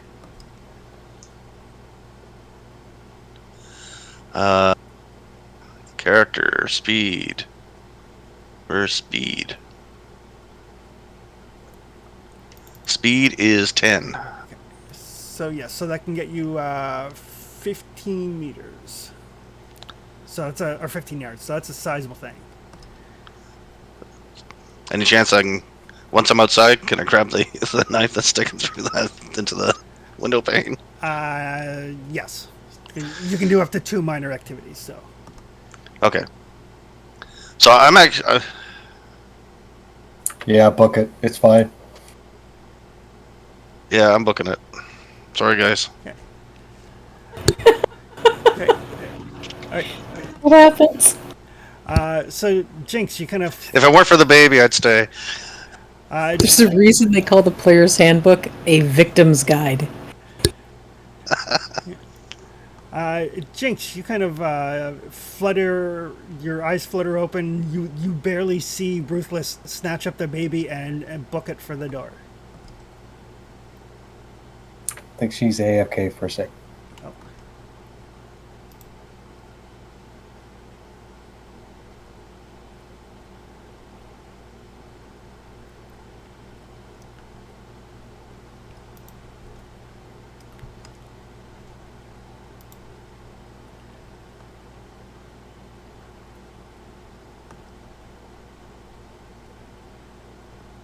Telling the coyotes to keep it down.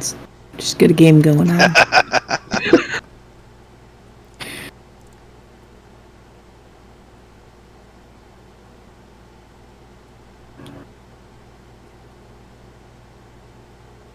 Well, we're coming out of this with like 1 PC, right? Yep. 1 PC and a baby. Next week will be session 0.5. Might be 2 PCs. It depends on what Jinx does.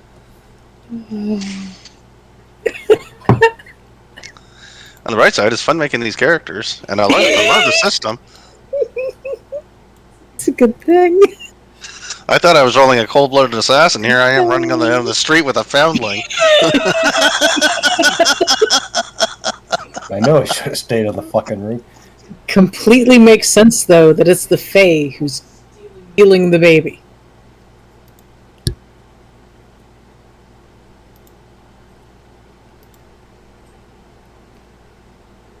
I think Jinx is back. Yeah, sorry about that. No worries. So yeah, as your eyes kind of flutter open and you see these shambling corpses around you, you see Ruthless basically make a like kind of scoop up the baby and book it out the door.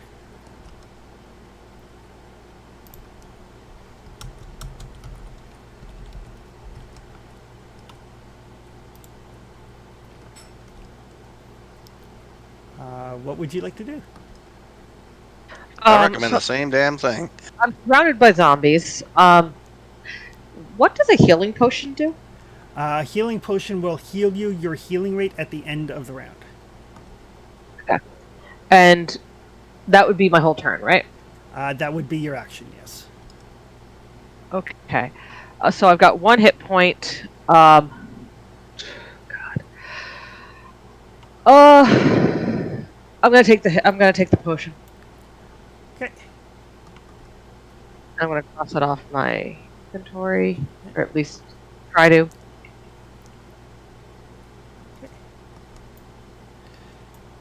All right.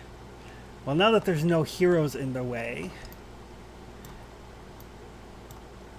they are going to go and start making their way towards the humans that are like, oh, zombies, oh no. They'll come back and feast on you guys later. Fat lot of help those guys were. They were not even 0 level. If Crunch was smarter, he might have grabbed the baby earlier and ran. But he's not I that know. bright. I came down the stairs with 4 hit points, and I hadn't done anything except a spell so far. Okay. All right. Let's see. Crunch and Thogar are dying and can roll their d6s, and Bismarck is only incapacitated and can roll a d6.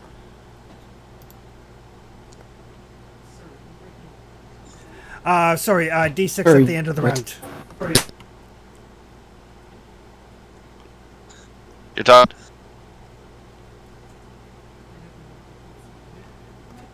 Don't know Catch why that. that's They're both brought pretty on my end. Sorry. So yes, Crunch and Bismarck can each roll a d6 at the end of the round.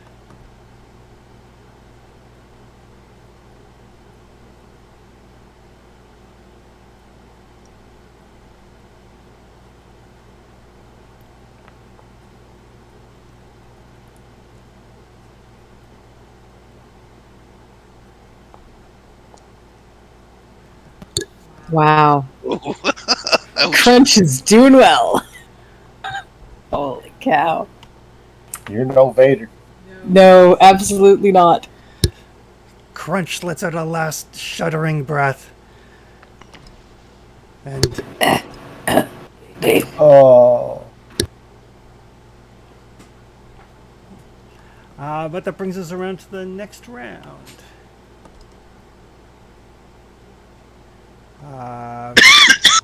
So Ruthless is away with the baby. Jinx is really the only one that has a thing to do. So there's only the 3 in here, but wasn't there like swarms of swarms outside? There were, but Bismarck let you know that as the sun was starting to rise, they were starting to back away. Fuck. Sorry, I am torn between the like. Do I run or do I try to save the people that are right there? Because I could wind up the guy, and I could, if who's next to me? Could you wind up the guy and then run? I've got a healing kit, and I have the ability to wind up, so I could definitely try to do something.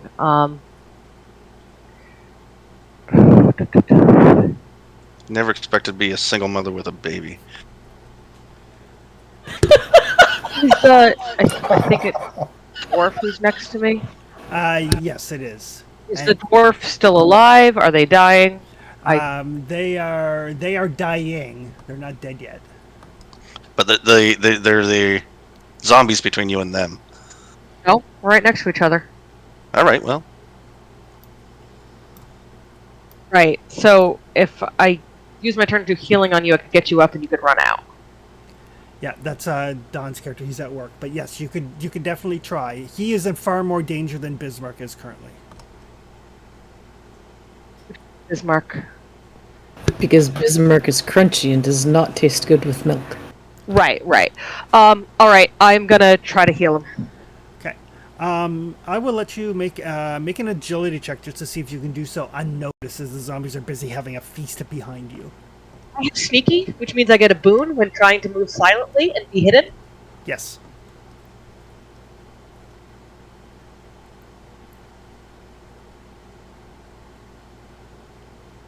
God damn it. What the? You saw it. It was like 16 now.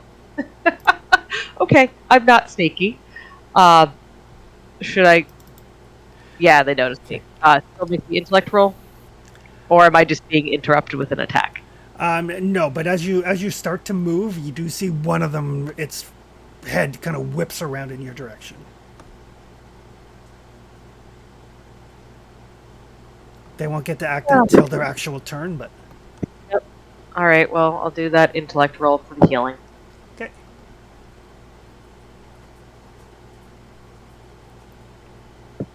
You should. Our friend who is in the next room should have 1 health point and have the potential ability to try to run. Okay.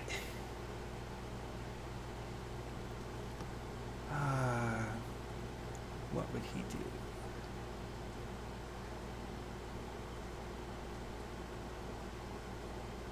I wonder what black market value for royal babies is these days.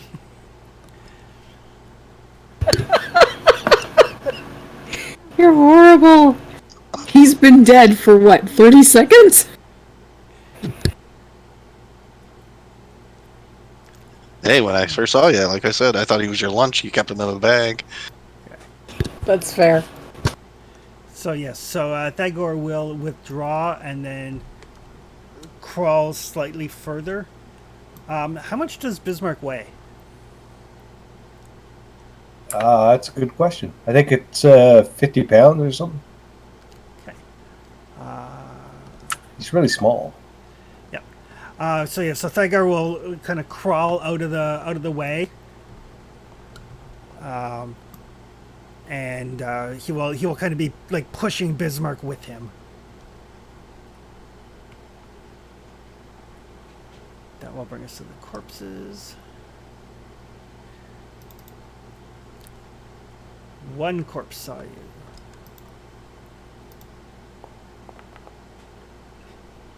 Oh.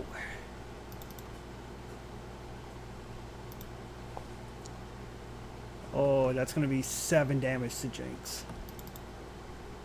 Out. Out. Damn it. Damn spot. Okay. This is like Macbeth. Everybody dies. Alright. Bismarck can roll a d6. As can Jinx.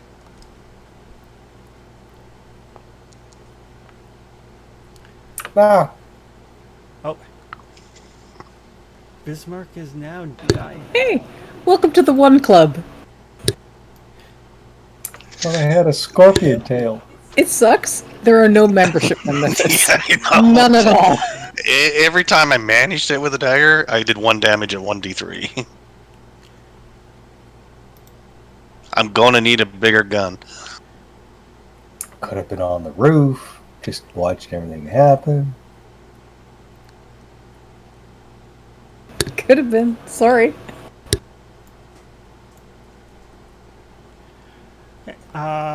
Jinx can roll a d6 as well.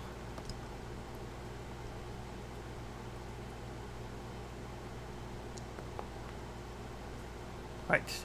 Jinx at least is not dying. Next round. Because I know... I've played with Dawn long enough, I know how Dawn plays.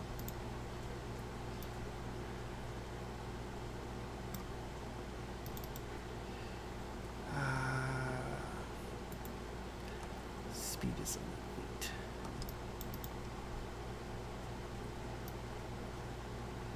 So...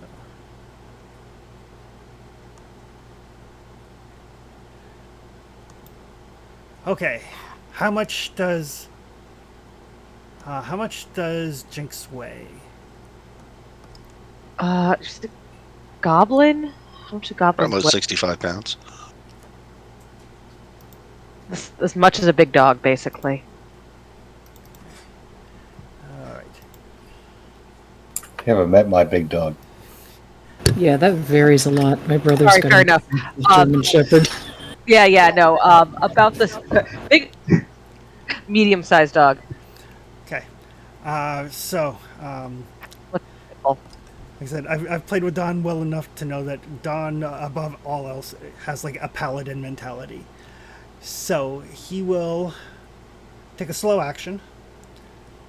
He will move, grab the unconscious Jinx as a minor action, then retreat, and then he still has 5 yards of movement.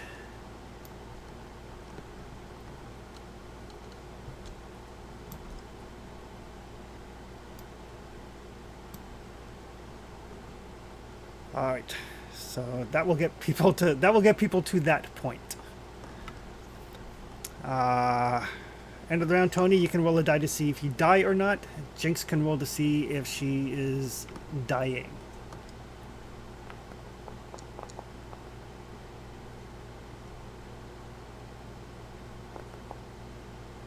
Okay.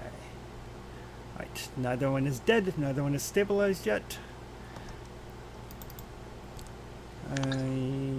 Can I stabilize him, or am I long gone? How far did you run? I haven't said a thing since I got out the door. In my head, I was kind of looking in the window to see how things were going, in case I could run back in. So keeping an eye to see, like, am I booking it all the way or what? Yeah, just a... Yes. Between you and Thagar, you guys can try to repair Bismarck. One of you can make an intelligence check with a boon. I got a 10 intelligence. What's yours? Same.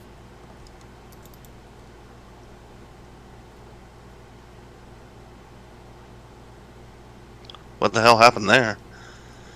Oh, there you go. All right. And Jinx can roll the d6 while they are trying to repair the clockwork.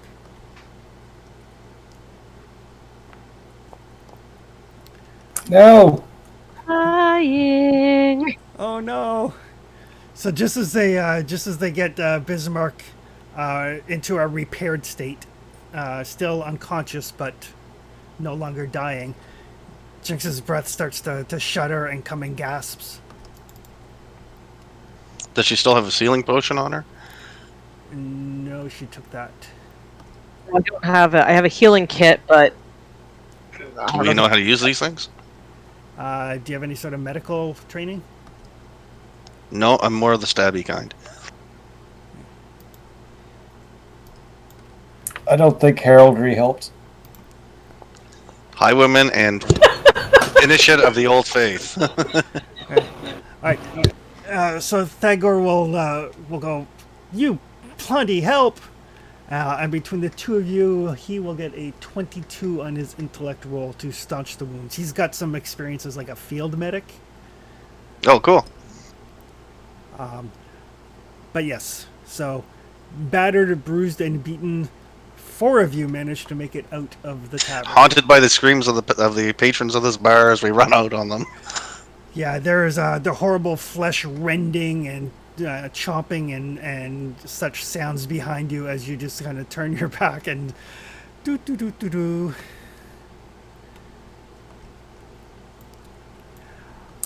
And the one PC that died left us with a fucking baby.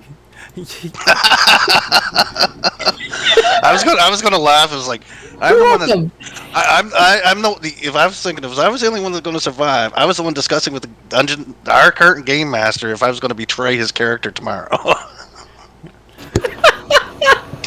So yes, the one character that died, and actually, like, if this was the start of a series, it would be pretty cool if, like, the one person responsible for the baby passed it off before dying. That's, like, prime dramatic trope there. True It's story. almost perfect, yeah. It really is. Poor Crunch. But yes, you guys battered, bruised, beaten, bloody, bleeding, near death, managed to stumble forth from the inn into the early morning sunlight. And as you do, you can see as the sun is starting to rise over the trees, the various assorted undead are melding back into the forest. And now you realize why there's all these rumors and stories about people not going into the woods at night. Yeah, Wow, that was intense. something. That was messy. Holy shit, was that messy. Oh my If god! we could do all this over again, I would say leave the baby on the roof. I would Yeah. stay in the fucking room. No, you I should have come think- down too. I think running would have been far more effective. I don't know. I mean, Crunch can barricades run were good. We're gonna run zombies. Yeah, yeah. Even It's like- carrying a baby, Crunch could have run a zombie. He can carry a lot. It's like Eddie Murphy said. man. It's like there's no zombie that there's nothing wrong with a zombie movie that a little good pair of Nikes can't get you out of. All right, but for the survivors, you guys continue on to make your way to the city of Bazazan, the major city in the country, to find work. But having kind of steeled yourself against and coming to grips with what is out there, you guys can decide to. I recommend that you decide to stand together. Perhaps forming an adventuring group or a mercenary company or something of the like. So therapy, group therapy. A group therapy session. Trauma bonding's a thing. it's a fucking nursery, is what it is. But in the city, you can find training in whatever path you feel will better steel you for the things that are out there. Whether you decide to pick up a sword and become a warrior, or A good pair of boots. or study the arcane arts, or devote yourself to one of the gods, or learn the sneaky arts of the rogue. Well, initially I was going to make this an assassin, but since after this trauma, I think the character would probably the only thing that she did that worked against these things was the ritual magic, or whatever it was. Is that part of the old faith, like a cleric type thing, or is that a wizard stuff? Well, basically, when you get to first level, you get to choose your basic path.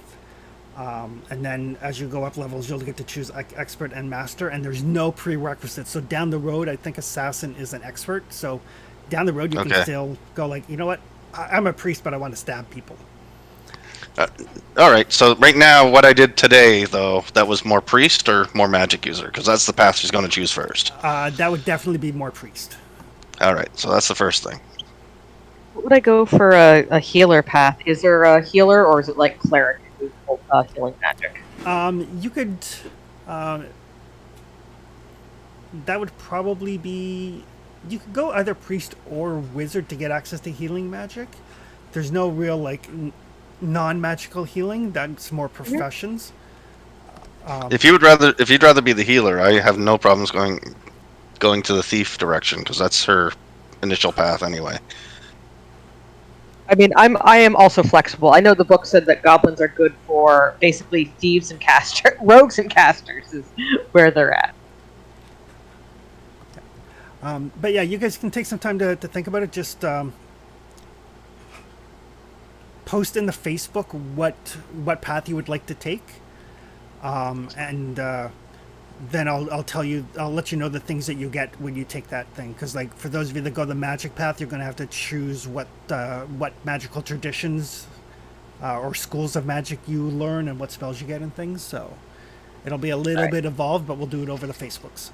All right, sounds good. Past my bedtime, guys. And we could have more than one caster because there's different types of paths. Like healing isn't going to necessarily be the same as warding.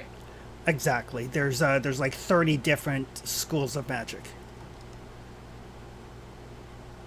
All right. Thanks, Chris. Thanks, everyone. Yeah, that was a lot of fun. Thanks. It was fun. And Sorry. horrible. Well, that's okay. Thanks for